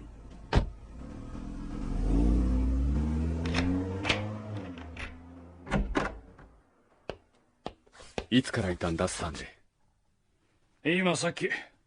大丈夫だ。家に入るところは誰にも見られちゃいないさ。でもどうしてわかった？俺は気配を殺すのはうまいと思っていたんだがな。寝室に入ってからは気がつかなかったよ。だが玄関にお前の気配が残っていたので、どこかに隠れているだろうとは思っていた。俺の気配が残っていた？君は私がいないことを知っているから、玄関に入った時には緊張していなかったんだな。それで気配を残したんだ。んなこと気づくのはあんたぐらいだよ。2、3日のうちにハリスホテルへ行ってくれ。リエット・アダムスは毎日3時から4時頃、あそこの地下食品街で買い物をしていた。あんたも同じ時間にそのあたりをうろついててくれないか。一人暮らしを識別するのは買い物の内容ってあんたも言ってたよな。言ったのはお前だ、スタンレー。で、私も何か買うのか？カキでも買ったらどうだ？リエットも買ってた。それと現場の写真を持ってきた。見たいだろうと思ってさ。ジンはどうした？クリニックにいるよ。毎日仕事してる。嘘だ。なんで？連絡をよこさない。ジンには連絡しないように言ってあるんだ。第一、この家にかかってくる電話は全て録音されてるんだ。あんたたちの仲がバレちまうじゃないか。それも嘘だ。どうしてわかる？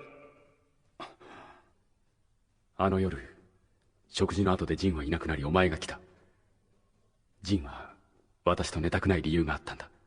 あんたと寝たくない理由？何か私に悟られたくないことがジンに起こったんだ。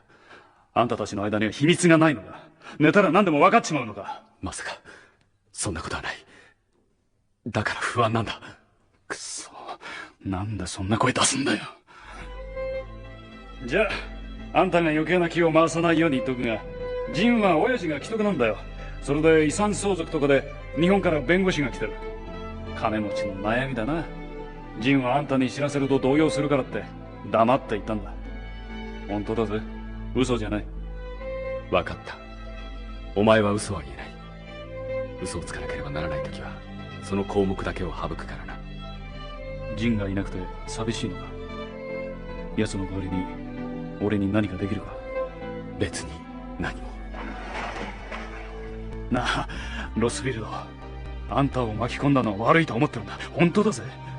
でも心配しないでくれ。俺があんたを守る。絶対に恐ろしい目に遭わせないと約束するよ。私が恐れているのはそんなことじゃない。じゃあなんだ。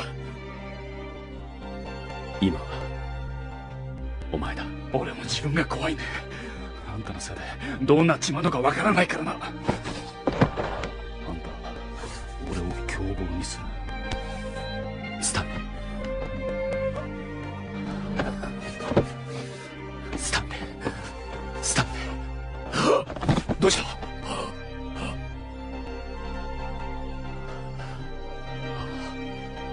いや、今血の匂いがした。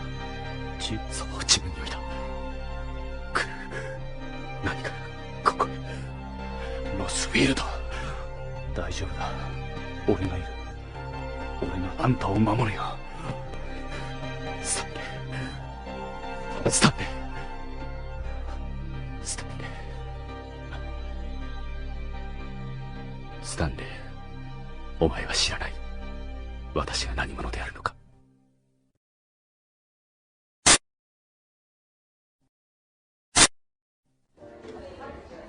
ここか。リエットが牡蠣を買ったのは。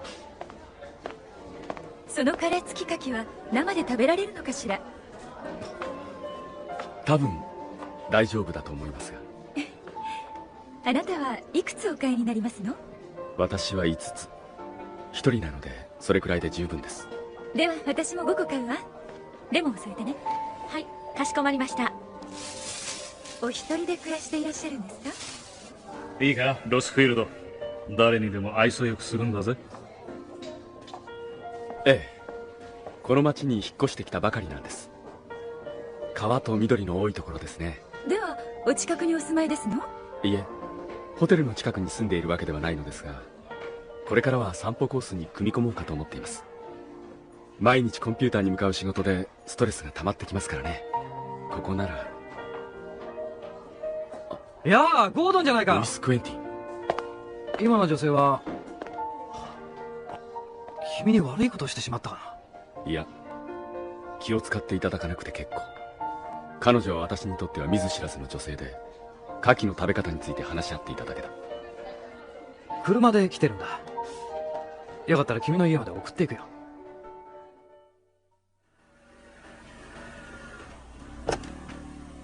ありがとう。助かりました。気にすることはないよ。じゃ。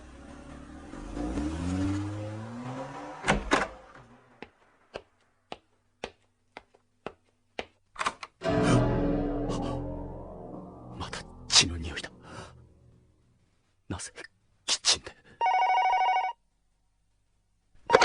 やあ、ロスフィールド。何してるところだ？言われた通りに牡蠣を買ってきたのはいいが、貝殻を開ける道具がない。キッチンナイフしかないんだ。それとスタンレー。ああ、悪いな。ペティナイフは俺がミルク瓶を開けるときに使って刺したまま冷蔵庫の中だ。あのナイフなら貝柱を切って牡蠣殻を開けられるぜ。扱えるか？確かにコルクに突き刺さっている。抜けるか？あ。どうした？ナイフに血が。え？なんだって？いや、なんでもない。今ナイフに血がついて見えたのは錯覚。それとも。なあ、聞いてるか？さっきの色男が家に入っていったらどうしようかと思ったぜ。あんたに興味があるみたいだな。例の強盗殺人者かもしれない。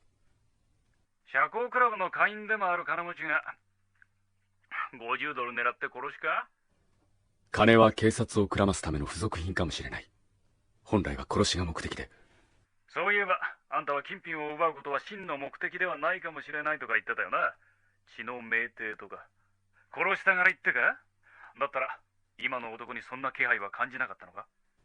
いつでもわかるわけではないと言っただろう。それにジンがいない。あんたとやりたい。この電話は録音されているんじゃないのか？今は切ってやるさ。なぜだ？あんたとテレフォンセックスするために。そういう冗談には付き合うつもりはない。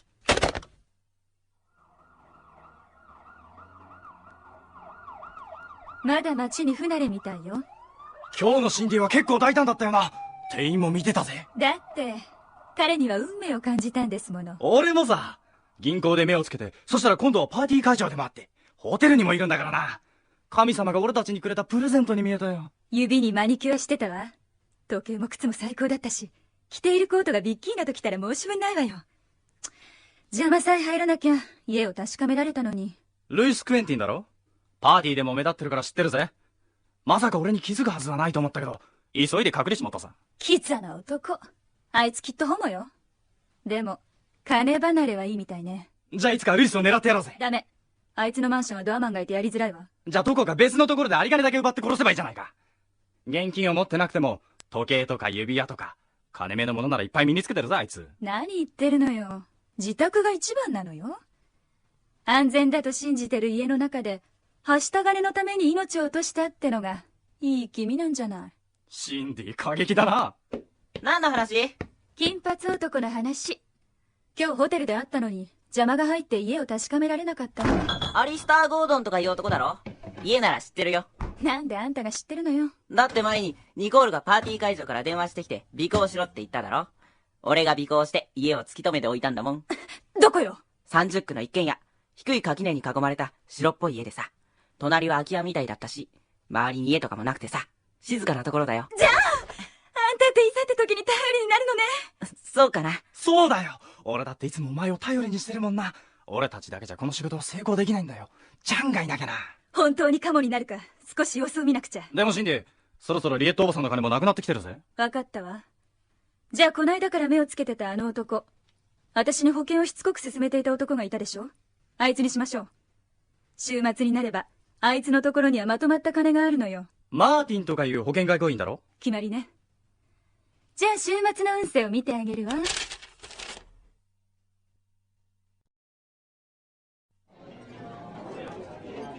ゴードン、夜飲みに出かけることはあるのかい？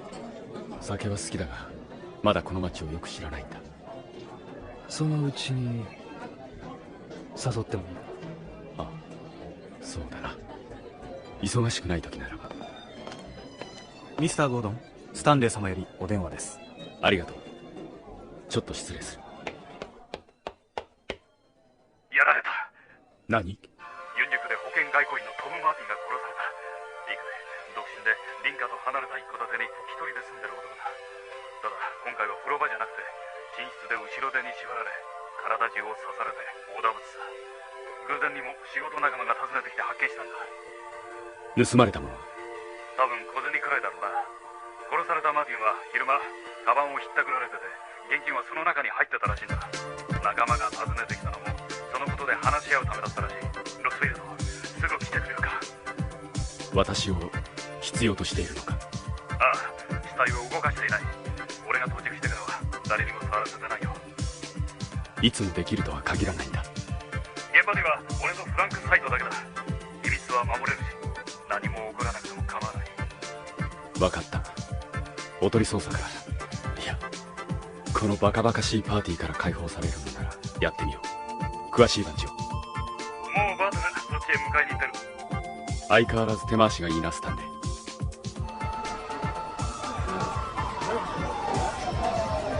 ああ、どいてどいて、ちょっとどうして？誰だあいつ？すっげえいい男。ケイシー、こちらです。おい、あの男前がケイシなら、あれが噂のアリスター・ロスフィールドケイシ。凶器はナイフだな。見つかったのか？下の警官たちにはあんたが来るまで何にも触るなと言ってあるんだ。凶器の捜査どころじゃないよ。ワイシャツの切り口の大きさから見て同一ナイフによる犯行だろうと思います。恨みでしょうか？恨みじゃないさ。こいつは俺たちが追っかけてる連続強盗殺人の被害者だ。間違いない。ロスフィールド、試してくれるな。当てにはするな。何が起こるんですか、スタンレー・ホーク。まあ見てな。霊界通信ってもんかな。死んだ奴とロスフィールドは交信できるのさ。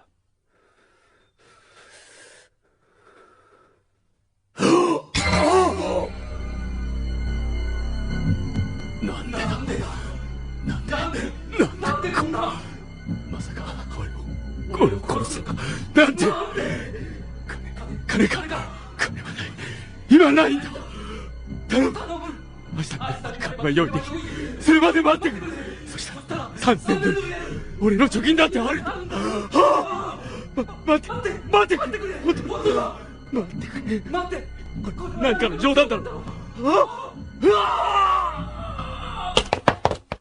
ケイシー。ロスフィールドなんだな。そう、私だよ、スタンレー。で、どうだった？犯人の顔とか名前とか何か分かったか？感じたか？この男は驚いているだけだ。自分の身に起ころうとしていることに信じられない気持ちでいっぱいになり、強く支配されてしまっている。驚きと恐怖で目で見ているはずの犯人の顔すら記憶されていない。私が感じたのはそれだけだ。悪かった。大丈夫かい？私は大丈夫だが、お前の役には立たなかったな。役には立ったさ。奴らが何も奪えなかったのが確かめられた。つまり遅かれ早かれ次の獲物を襲うってことだから。ケイシ大丈夫ですか？少し隣の部屋で休まれては。いや、帰る。ウィルスキー警部補が来るのだろう。休暇中の私が顔を合わせるのは良くない。フランク、私を30区の家へ送ってくれ。あと5日約束しているからな。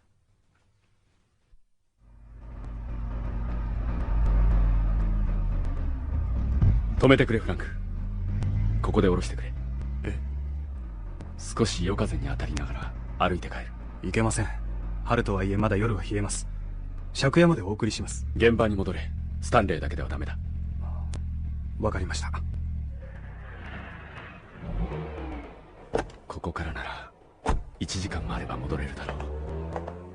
アリスティア。誰だ？さあ、アリスティア。懐かしい時間だよ。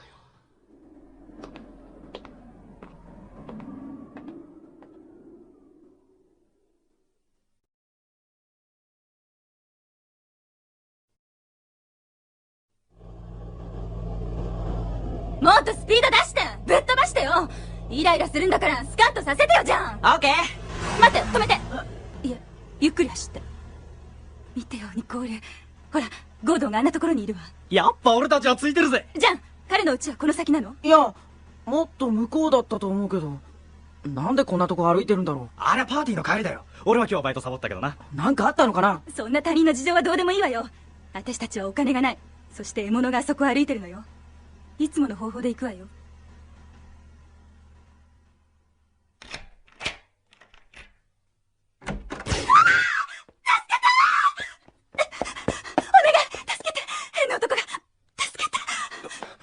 どうしたんです？触らないで。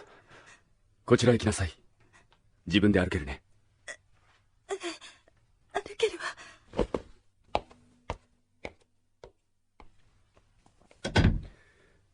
私一人しか住んでいないが心配しなくてもいい。すぐに警察を呼ぶから。待って、警察には電話しないで。こんなこと婚約してる彼に知られたら私ではそこに座っていて、何か温かい飲み物でも用意してこよう。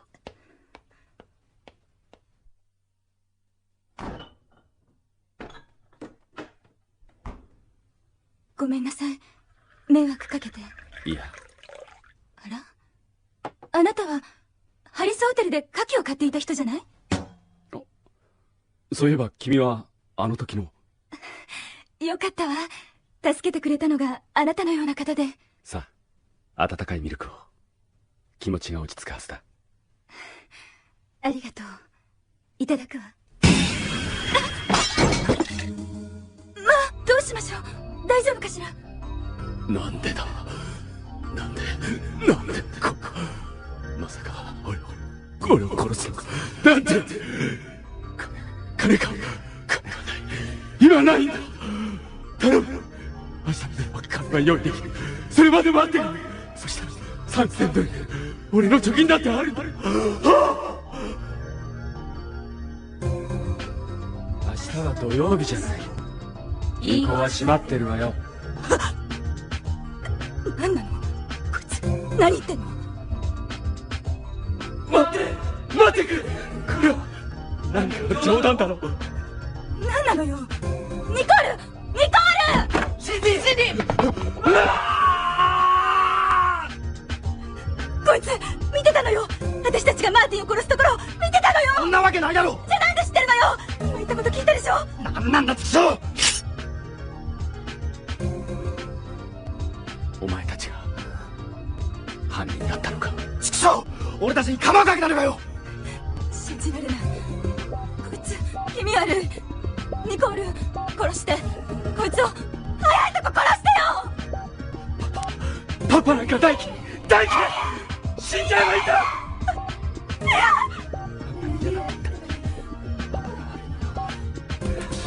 私に殺されたって仕方ない。実は罪を犯すなんて獣と一緒。死ぬ。なんで知ってるのよ。私がパパを殺したこと、なんで知ってるのよ。化け物。ニコール、早くこいつを殺して私の秘密を知ってるのよ。待ってな、シンディ。こんなやつすぐに殺してやる。なんならかかってこいよ。そのミルクの背に刺さってるペティナイフで俺を殺してみろよ。やりやがったな。危ないニコール、そいつ包丁出したよ。バカ野郎、ぶっ殺してやる。なんだこいつ。バカ、何してんのよ。殺して殺せ。殺してやろうっていうのだニコール。うるせえ、地獄行きだ。あ、動くな、警察だ。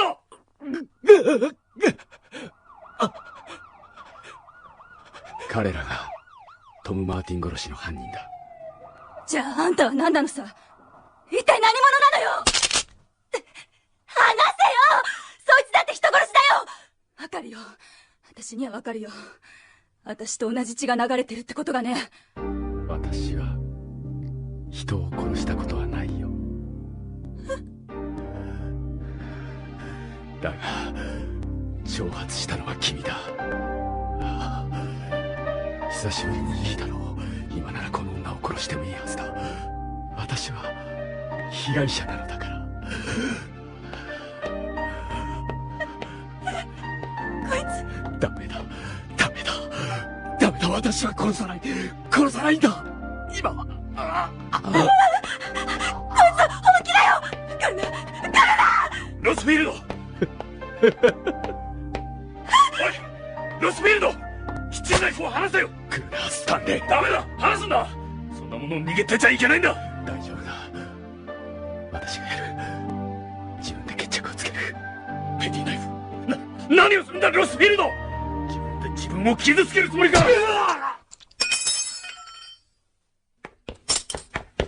肘を曲げてください。止血しますから。こんな兵士なんてことを。貴様というやつは。スタンレー、その手に持っている包丁は何だ。まさかそれで兵士を。悪いフランク、警部補を頼んだぜ。ロスフィールド、救急車が来てる。手当てしないと。こうなることは分かっていた。だから嫌だったんだ。私を怪物にしたのはお前だ。まだ怪物にはなってなかったぜ。大丈夫だ。私は衝動を抑えられない。血が見たい。誰かの悲鳴が聞きたい。叫ばせたい。私に恐怖し、沸騰した血の匂いが嗅ぎたいのだ。血の匂いね。そうだ、匂いは記憶中枢を刺激する。思いがけない過去が蘇ってくる起爆剤なのだ。そして私は夢に見る。かつて私が何者だったかをな。何者だったんだよ。もったいぶらずに言えよ。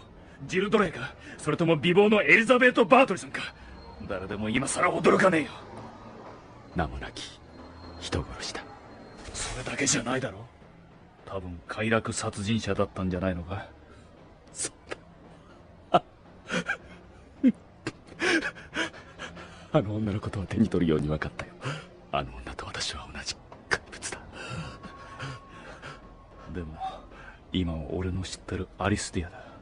それ以外の何者でもない。フランクサイト、アリスティアはどこです？ドクター、どきなさい。アリスティア、ジン、怪我をしたんですか？大したことはない。あ、よ、ジン、よくここが分かったな。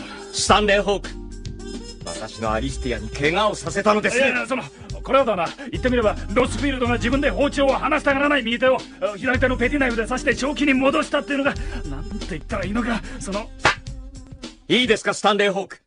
もしもアリスティアに傷が残ったら、私はあなたを許しませんから、そのつもりでいるように。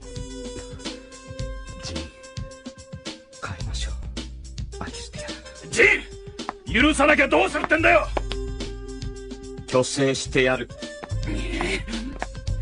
待てよ、ジン。スタンレー、一言忠告してもいいですか？なんだよ、早くしてくれ、一番だろ。あなたに勝ち目はありませんよ。それよりもどういうことなのか私に分かるように説明してもらいますからね、スタンレー・ホーク。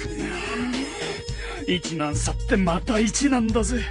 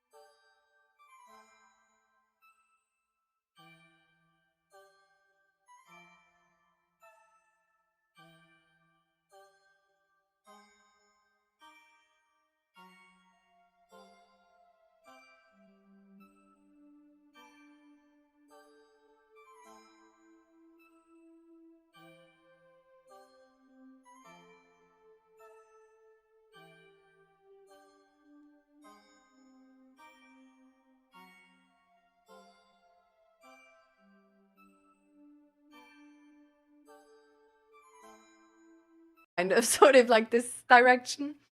But it's honestly, it's like really nice in the end, because like now I was gone for like 3.5 weeks and I come back and the apartment still stands, like it works. He didn't call me the entire time like, oh, where's the salt, where's the sugar, where's blah blah blah, oh, do we need whatever, or like buy all new things and like all of the things went bad or anything. The apartment wasn't like completely tired, not tired, dirty, and like the pile of like washing went like up till the ceiling. Like, no, he did everything on his own. He can do everything. So I just came back and the apartment looked clean. It looks like when I left.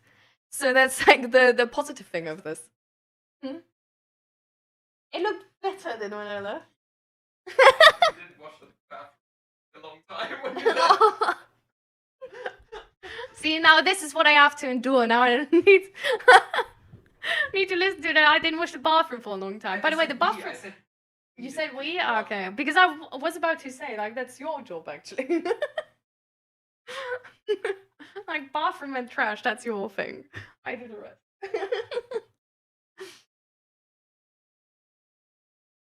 But I think a lot of these gender roles have been taught to your parents from their parents. I mean, I see it with my parents. It was basically the same. Surely my dad could cook a little and was the more handyman guy, but everything else my mom did, but with changing generations.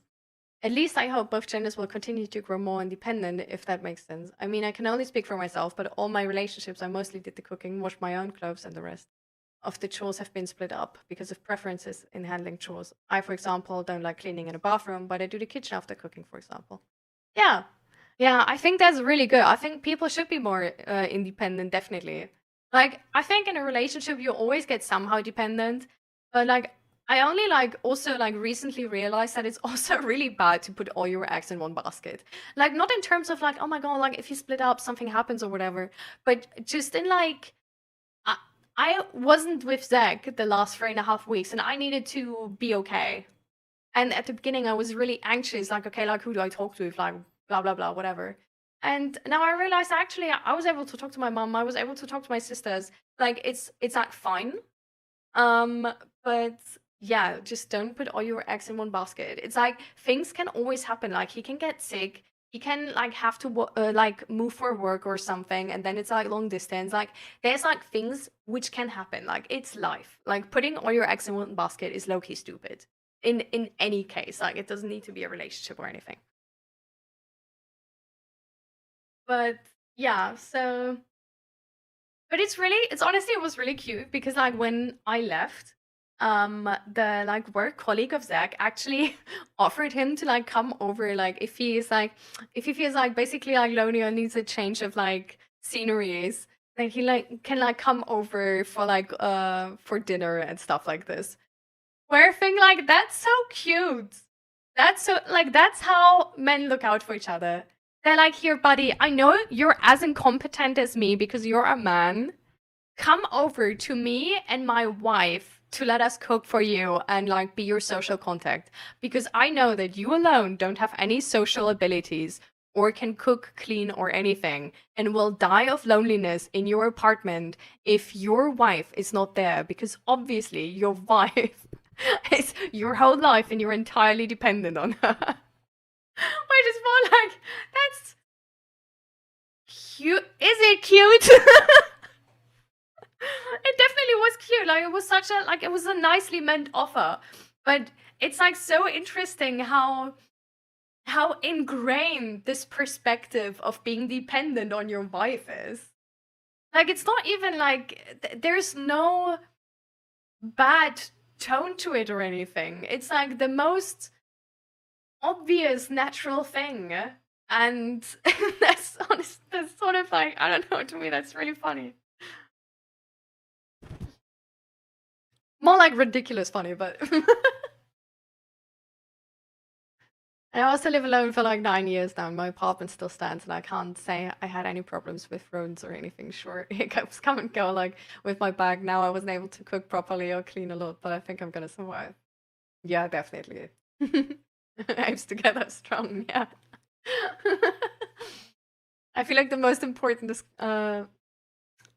this is communication, and if a solution is fine for both parts of a relationship, that's perfect.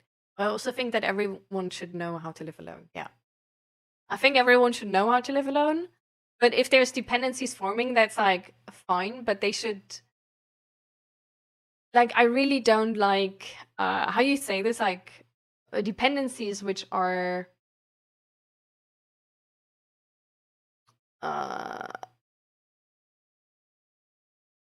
dependencies which are not balanced officially.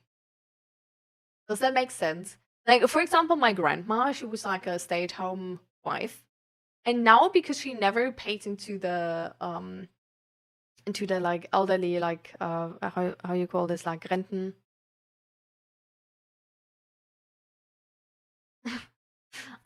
Anyway, yeah, it's like it's if you're old, you can't work anymore, and then you get money from somewhere. Pension? Yeah, exactly. Thank you.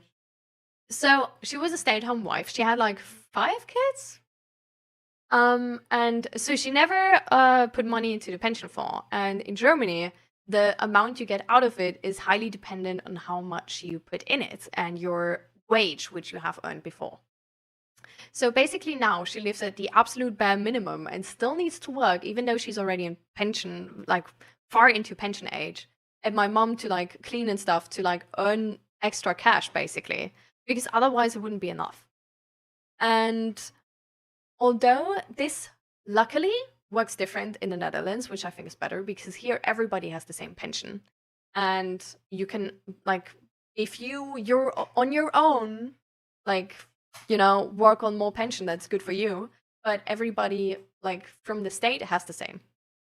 And to me, for example, because I'm at the moment, I'm basically also a stay-at-home wife, and we have like a contract, which is basically in my favor, because it's basically till I can support myself, he will still support me, which is then actually fair, because otherwise I would be dependent on not splitting up financially and wouldn't have the like free choice to stay or split up. Which is also good for him, right? Because otherwise he would be in like a sort of like toxic relationship, because I would maybe stay without even wanting to stay, but just because I'm financially dependent on him. And now he can be sure that if I stay out of free will. And I feel like that's a value which is often neglected. I think like we don't see it as important, but I think everybody really wishes to be chosen. And I feel like this feeling to actually be chosen is also like easily broken. Like if we know there's a dependency, like even if we try to just like don't think about it and stuff like this, like we know it in our brains, and we still won't feel chosen. And I don't know, I feel like it's really important for people to feel chosen.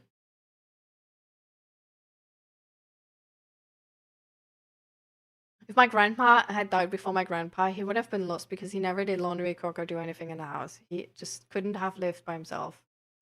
That's also a thing, like genuinely. That's the thing my mom recently said. Like if she would like die or get injured or something, oh my god. Like that would be so rough. That would be so rough for both of them. Because my mom has high standards, right? And my stepdad, no, he doesn't. No. It's tough. It's tough. That would absolutely throw them in the biggest crisis whatsoever. My mom actually, like, this point of not being dependent, like this will to not be dependent of my mom is so huge that she literally says, like, if she's someday old and would be dependent on somebody, she would rather die. Like, she's gonna, like, go up a hill and never come back, stuff like this. Like, she's so scared, or like she's so sure that being dependent is basically less worth than life, that she would rather choose death over being dependent, while my stepdad is the entire time dependent. Like that, like that's so far apart. Like, you have a person which would rather be dead than dependent, and then you have a person who's never been, like, independent their entire lives. Like, that's honestly, that's really insane to me.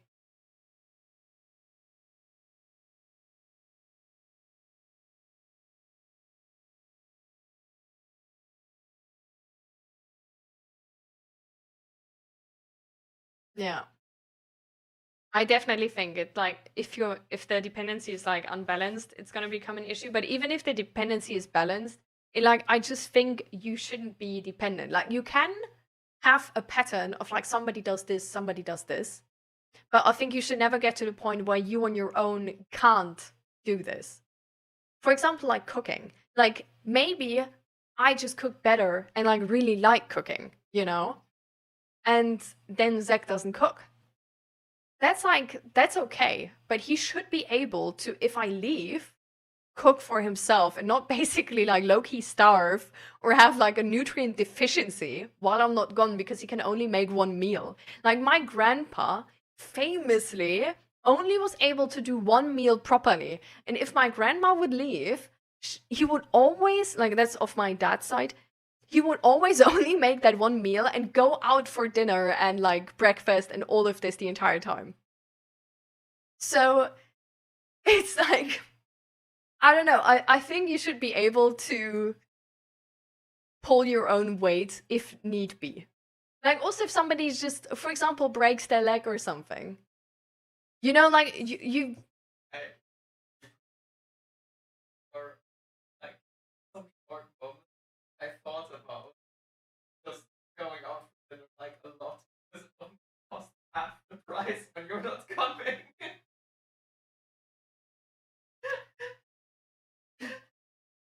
that's still expensive though, right? Yeah, I do. It's 50% cheaper. It's not even 50% cheaper. Okay, for Korean barbecue it is, because we pay the same but we don't eat the same. And for ramen it is as well, because actually no, would you even be satisfied with one bowl of ramen? Usually you get my last bit as well. And with pizza as well, you usually get like a few pieces of my pizza as well. I need like a snack after. See?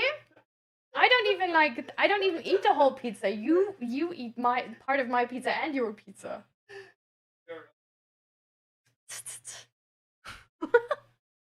But also I didn't go.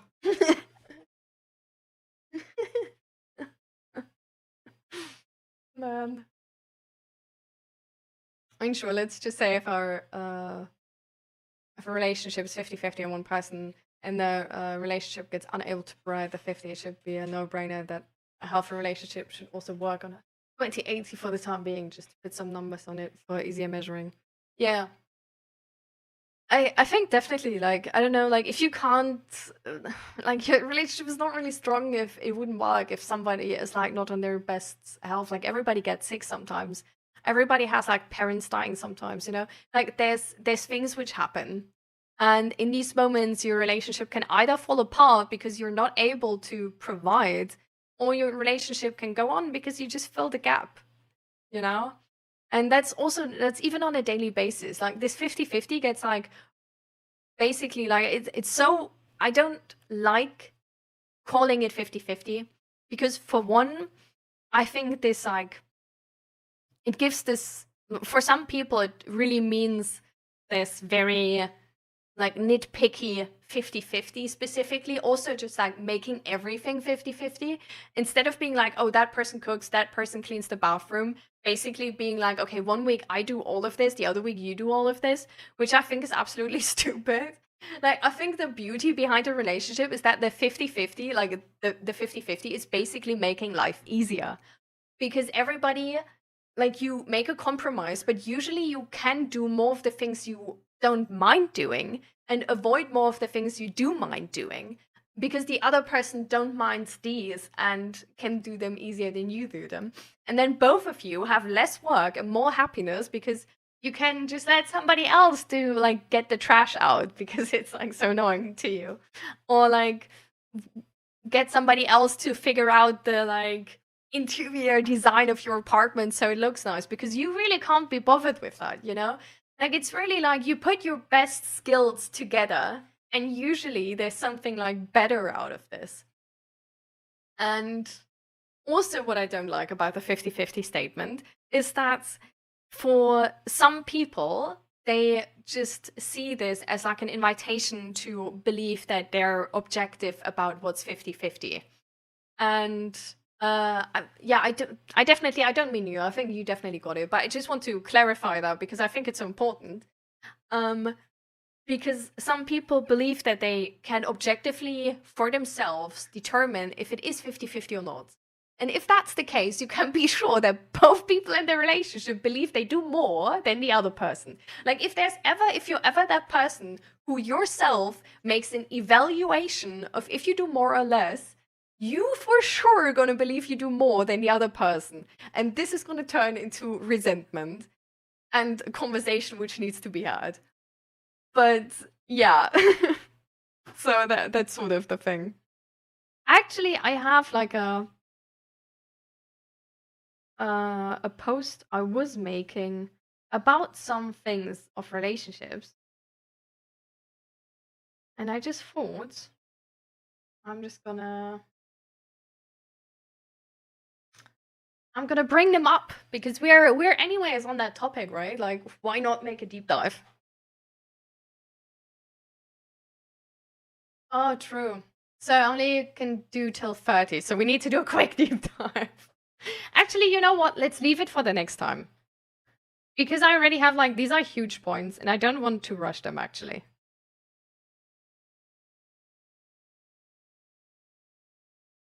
But we have, like, 24 minutes left, guys. And then we actually go to relationship therapy. Might be one of our last sessions, actually. I mean, that is why healthy communication is the important stuff. If I don't care or don't like certain aspects because they are not important for me, but my partner loves doing that, by all means, go wild with it. Have your fun with it. At it. Absolutely.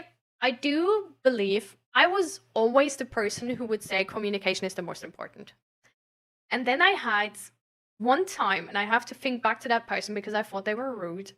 But I had one time somebody come in chat and argue with me that communication is really not that important, but that like confidence in yourself, like that self-confidence is more important. And I was sort of like discussing with them, and then they basically just left the chat in the middle of the discussion without saying anything, and I thought it's absolutely rude.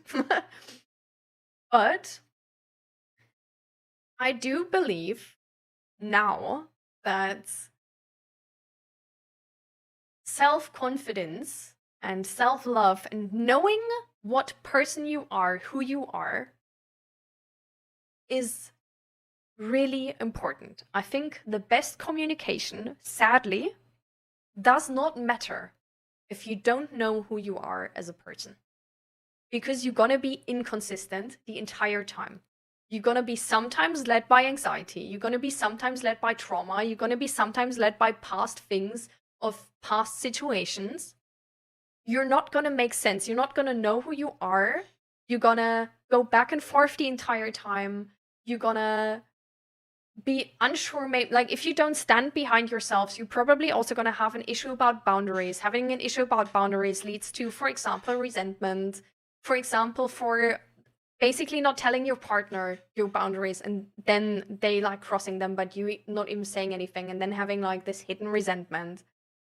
It leads to you're not really being able to like incorporate your life into the life of the partner because you don't really know what your life should be or look like. And it also leads you to not standing up to your partner because sometimes you do need to stand up. And it's like important to stand up. It's not nice to just like keep the harmony under all circumstances because you become this person with no character basically, and that's not really a person you like. A healthy relationship, like as like a person in a healthy relationship, you probably don't really love that person because that person has no character. It doesn't give you anything. It doesn't feel equal. And so I think communication definitely is really important, but I think the more important is that you know who you are and you have confidence in your character. Because only then you can be vulnerable, you can be accountable, you can be all of these things which are necessary to actually fix mistakes, to actually fix problems there are, to take responsibility and be reliable, to really work on this relationship with the other person and take action if there's something wrong, because only then you would ask for more. Only then you will work towards progress. And I think that's absolutely necessary to lock into your relationship. Because Zach and me, I always worked on communication and we were together now like 10 years. But for honestly, the first 9 years, Zach wasn't locked in. And that was only because this confidence of his character basically was missing. And he was just going along with me. And I tried everything with communication. I said all of the right things. We literally, like in couples therapy, it was so annoying because I literally said those things to him before, but they didn't click. And then in couples therapy, we got this stage basically to stand behind ourselves instead of having to choose standing behind the relationship and maybe breaking up. But we got the like safety to be able to just stand behind ourselves and sort of like stand behind our own character. And that's also like with Zach's own therapy of like working on like self-love and self-confidence was really important in that sense.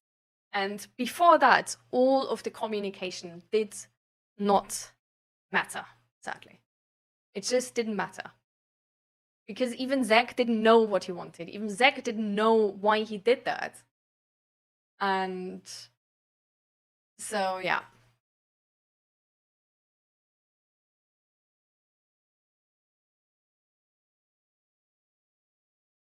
Hi, Julian. I didn't want to say hi before because I thought you were only lurking, but welcome. I'm glad you take part in the conversation.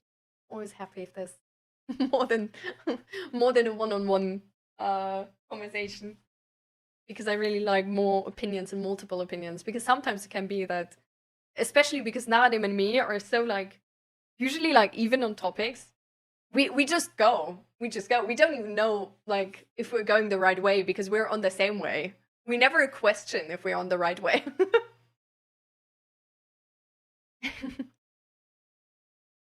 But yeah, it's definitely like, it's really hard to value different things. And I think if you're at the point where you try to value them, like you already feel like you're either being exploited or, you know, like why do you care to value them? It's like you only value things where you want to have that calculation, like, is it like, am I actually not doing too much? Like, you know, it usually comes from this point of being unhappy with the situation, thinking you do too much or the other person doesn't do enough, or maybe even you do too little. And then like, but it always starts with this feeling of being unhappy with what you do. And I think any of this unhappiness is always valid, but I don't think the right approach is to try to make it into like an analytical argument of like, I do this and this and this and this, and therefore logically I do too much and you should do more. But it's always a question of feelings, and you should talk about this always with feelings. You should be like, oh, I feel so exhausted the last few days. Can you help me somehow, or can we find like a different compromise or whatever? Or, you know, like there's a feeling beneath that urge to get like a logical explanation for it. And I think usually you look for this logical explanation because you yourself don't validate your own feelings. And now you need like a logical reason to validate those feelings. So basically, you don't say what's actually going on, because actually you might feel exhausted, you might just feel sad, you might just feel like you don't want to do this, like this sucks, like bringing the trash out sucks, it stings, but you don't feel like that's like your partner will believe you or will listen to you, or there's room and space to talk about things. And then you need this like logical reason to bring it up and to be right about this, to ask for more, to ask for help. Like, it usually starts within ourselves, because it's like our worldview, how we perceive the world, right? So if you yourself, for example, are really bad with validating your own feelings and feeling like you can ask for more and you can ask for help, then usually you kind of project this picture onto the world as well. And that's why you then look for logical arguments to support your feelings, because your feelings on your own you don't validate, but the logical arguments hold more weight. That's a thing I specifically did a lot of times, because I also didn't really understand feelings, and it was really hard because I'm maybe autistic, who knows. And yeah, I think it's like really important to just don't do that. To just see that feeling, being like, I'm unhappy, and then go to a partner and be like, you know, I just, in the last couple of days, I've been unhappy with the task I have to do. I feel like overwhelmed, I feel exhausted, I feel like it's too much. And sometimes you don't even need to change anything, you know? Sometimes you just need to talk about it, because maybe work just has been really much. Sometimes you can just talk about it and then make the compromise that like one task just gets neglected, but like two people agreed on this, and then nobody is like up your ass about it, you know? And then the communication is clear, the expectation is clear. Sometimes doing less isn't bad for anybody in the relationship, and I think that's really nice and valuable to know. So the feelings and views of that partner are absolutely invalid, because that is part of communication. I mean, sure, your own values should also be represented, but without knowing through conversation about the values boundaries of your partner, how is this even a relationship? And I'm not talking about avoiding unfavorable topics. think you should absolutely be able to talk about the bad stuff, because you both need to at least understand the other person if you don't agree. And I don't mean the extreme things here. If my partner murders someone and thinks this is cool and fun, be like, nah, bro. Yeah, so, but that's sort of why I think communication is the second thing. Because you first need the will to communicate, to think that you deserve to be heard, to be listened to. You deserve to be accepted with this. And also that your partner deserves to know and to be involved and stuff like this. But I think for this very specific thing, you just need to be sure of yourself first and have this confidence, the self-confidence, inner confidence to take up space. And then you have communication. But I think, because right now, it's like before we things came up, right? And then I tried to communicate, but we weren't really, and Zach also tried to communicate and do his best. But we just never really got to a point where things changed. Like, we could communicate about stuff, but nothing ever changed because he wasn't in it. And that just didn't really help with anything. You know? We just had the same conversations over and over again. And yeah. So that's why I believe the self-confidence comes first, and then the communication comes second. And for me, honestly, because I always from my mom already, I sort of had this independence, or this will to take up space, I guess. That to me, it seemed like this is not a possibility that there's something missing, you know? The communication is the most important and whatever. Because I never experienced that myself. But of course, I picked exactly the right person to teach me this. That, yeah, the best communication doesn't help if you have a person who doesn't believe they're worth to communicate, you know, and to take up space. So always doubting whether they can, should ask for this. And then they don't ask for this, and then later on resent you because there's been building something up under the surface and stuff like this. So yeah, best communication doesn't help for that, sadly. I did a group therapy about social skills a few years ago, and I learned the gewaltfreie Kommunikation. With this type of communication, you have different steps. I see, I feel, and I wish. This allows you to express your point of view without accusing the other person of anything of being unfair. Unfortunately, you also have to learn that not everyone can communicate this way, but it helps me a lot in unpleasant situations to express myself. Yeah.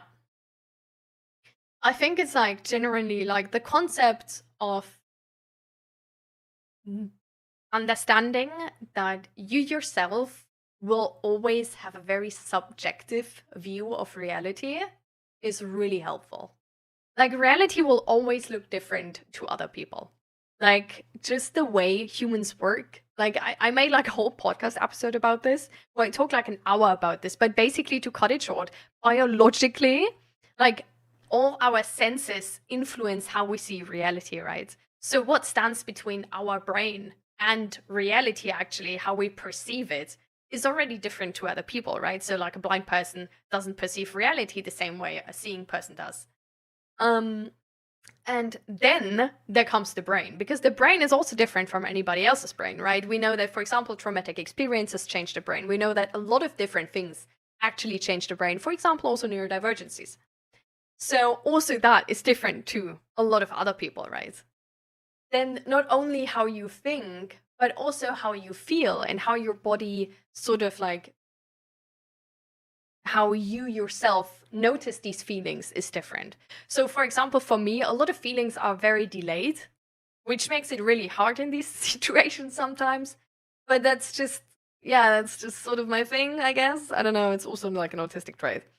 And that makes it also different to how I can talk about everything, right?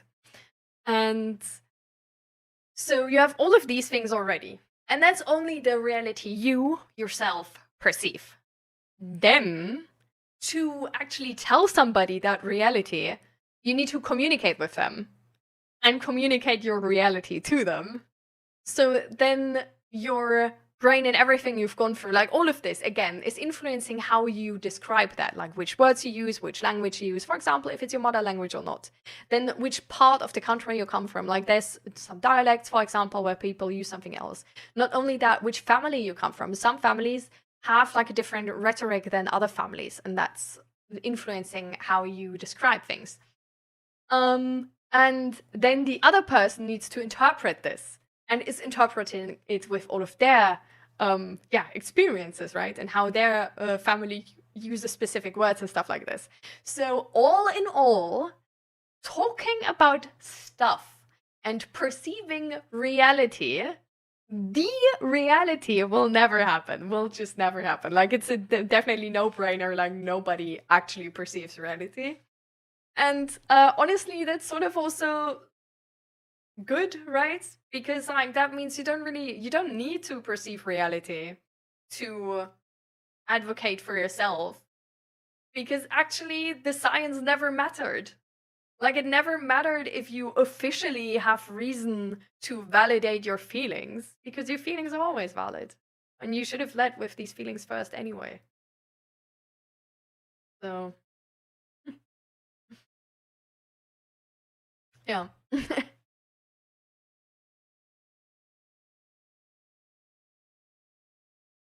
Of course, you should be self-confident in what you want to communicate or what you stand for. If you feel like you can't do that with your partner, I personally am not sure if that is the right thing to be in a relationship then. I mean, if that only happens because of miscommunication or that your partner doesn't receive the message like you wanted to send, it can always be that your partner works on a different view set than you because of different experiences. Often it can help then too.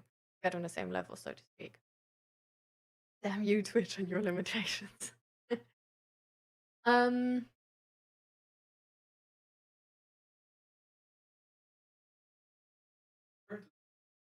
No. Well, I do half an hour and then ads come. But I'm definitely with you on that. And I do agree, actually, also with our relationship, that back then, I think we shouldn't have stayed together. There was no communication, or like there was a lot of communication, but there was no successful change coming from that communication. Because there was something in between us. And the annoying thing is, we were both not really aware what that was. Because Zach didn't even see it as a possibility to be that vulnerable to your partner, to open that much up. Like, the way he learned about society, that just didn't exist. And for me, it was like, well, if he says that, I believe him. And like, I didn't believe like everything. Like when I got a gut feeling that this is like bullshit, I asked more questions and more questions and more questions. But like when we talked for so much, like he explained what he felt. There was no like lying. Like he explained what he felt. He explained everything about that situation and how it's like so confusing to him. And he got really in his head about stuff. But what was actually missing was that he knew which type of person he is and what person he is. Like, in that moment, he felt that way, but like a second later, he felt different. Like, it was very inconsistent because he himself wasn't sure of himself. So the communication wasn't giving a consistent picture because there was no consistent picture.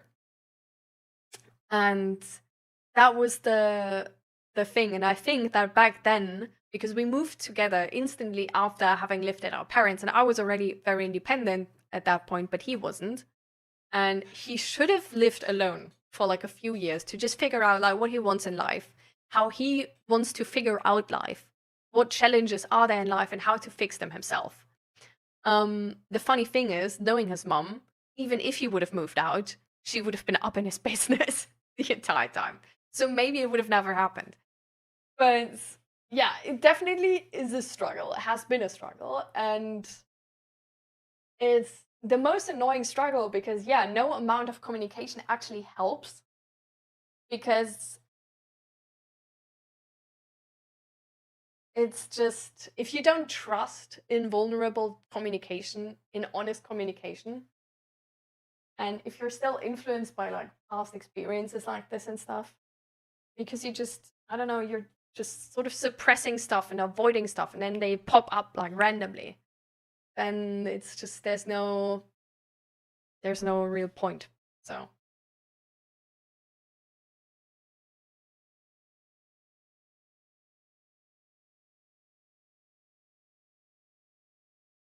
yeah. Yeah, exactly. But that's the annoying part, right? So then communication actually fails as well. And for us, yeah, I'm really glad we started couples therapy, because I I honestly, I low-key, I was always like hoping for this, what we have right now. But I was always doubting if it's possible, depending on the experiences we got through and how they were going. And I was too stubborn to leave, which I should have. But well, now it doesn't matter anymore. But I'm just saying, it would have been like, honestly, I think it would have been easier if we would have like taken a break from our relationship, been apart for like, I don't know, like a year, 2 years or something, or just lived apart, and then like came back together if we have figured our shit out and stuff. Because there's definitely like some situations and like patterns we like build over these years, right? Which are really like deep in our being. So now we have to get over those, and that's a struggle. But even then, like now, it has been like since half a year or something, it has been like really nice. And we were able to talk about stuff like way easier. And now all my communication training comes in clutch. I can't explain to you how satisfying it feels to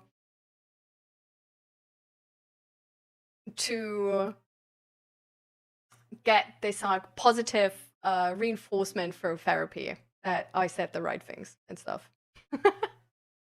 Because at some points I honestly felt like, is that maybe just not how life works? Like, am I crazy? And no, I was right the entire time. And it's like not a right in like about statements which are like a very definitive and like very strict, yeah, which project a very strict image or something. It's more about sort of like systems and how sort of interactions work and stuff like this. So it's more theoretical, so to say. But it's still like, it's very rewarding to know that I was on the right track. And now I can actually use all of this knowledge that I have gained through like reading all of these books, reading about this stuff, listening to podcasts like these and stuff like this, and actually use it. And it just works. Yeah, that's pretty cool.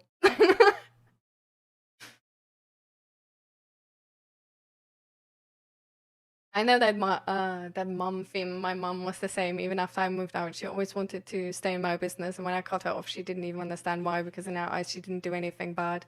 And when I told her that she has no business in this, we sadly have still the issues with his mom.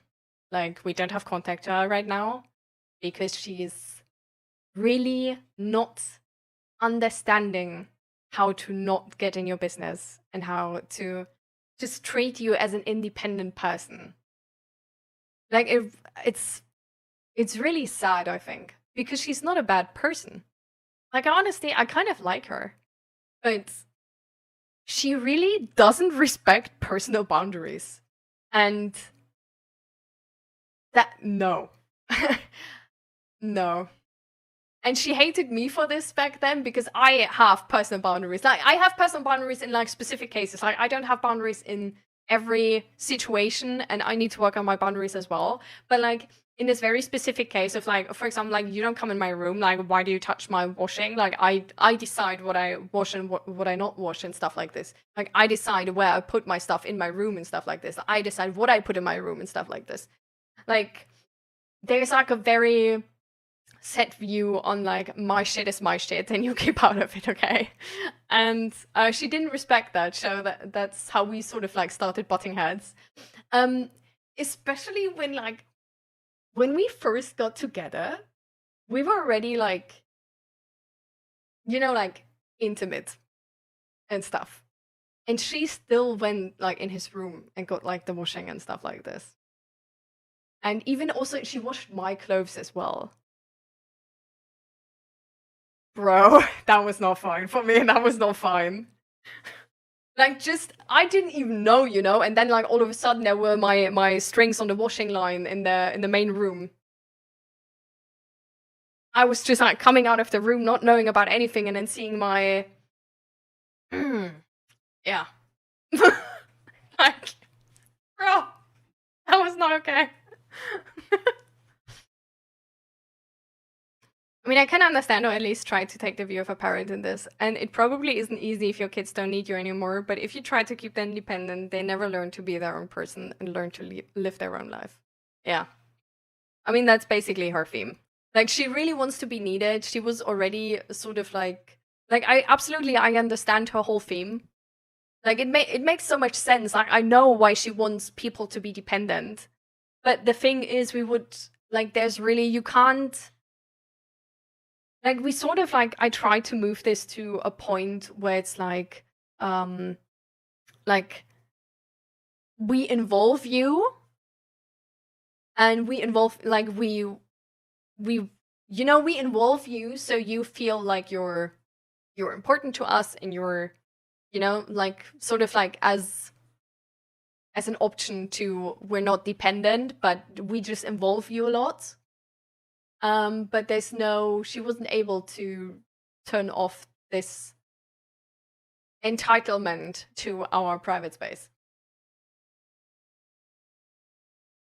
Not to defend this in any way. I mean, I don't talk to my parents anymore either, but at least try to understand why it happened, so that the meanings to tell them what happened without them trying to gaslight my, wait. At least try to understand why it happened, so that I have the meanings to tell them what happened without them trying to gaslight me into overthinking. Yeah. Well, yeah. No, definitely. I absolutely understand why she is that way.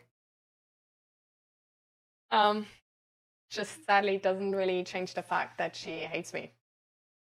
And I think it's specifically for understanding why she is that way, honestly.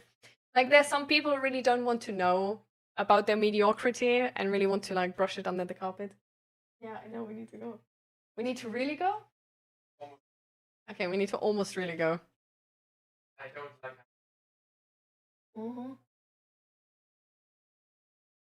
Let me show you guys my t-shirt, by the way. Bro! We need to really go! You said we don't need to really go yet. This is me.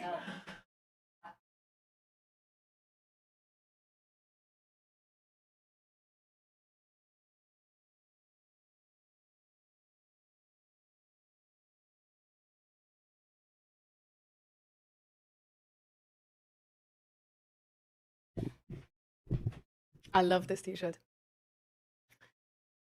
Same here. I'm meeting my own last year, but my one condition was that we meet on neutral ground and you never invade my space at home or try to push towards that.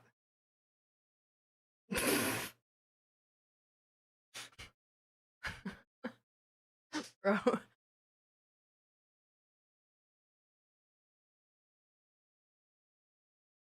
Ah, yeah, true.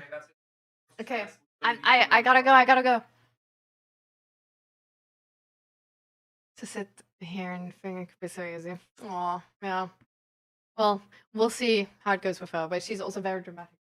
She still believes she's right and we're wrong, so that's like a major point, sadly. But we're gonna see each other later, maybe. I don't know when I will have time. I don't know if I have like 2 therapies today, only one. Okay, I have only one therapy.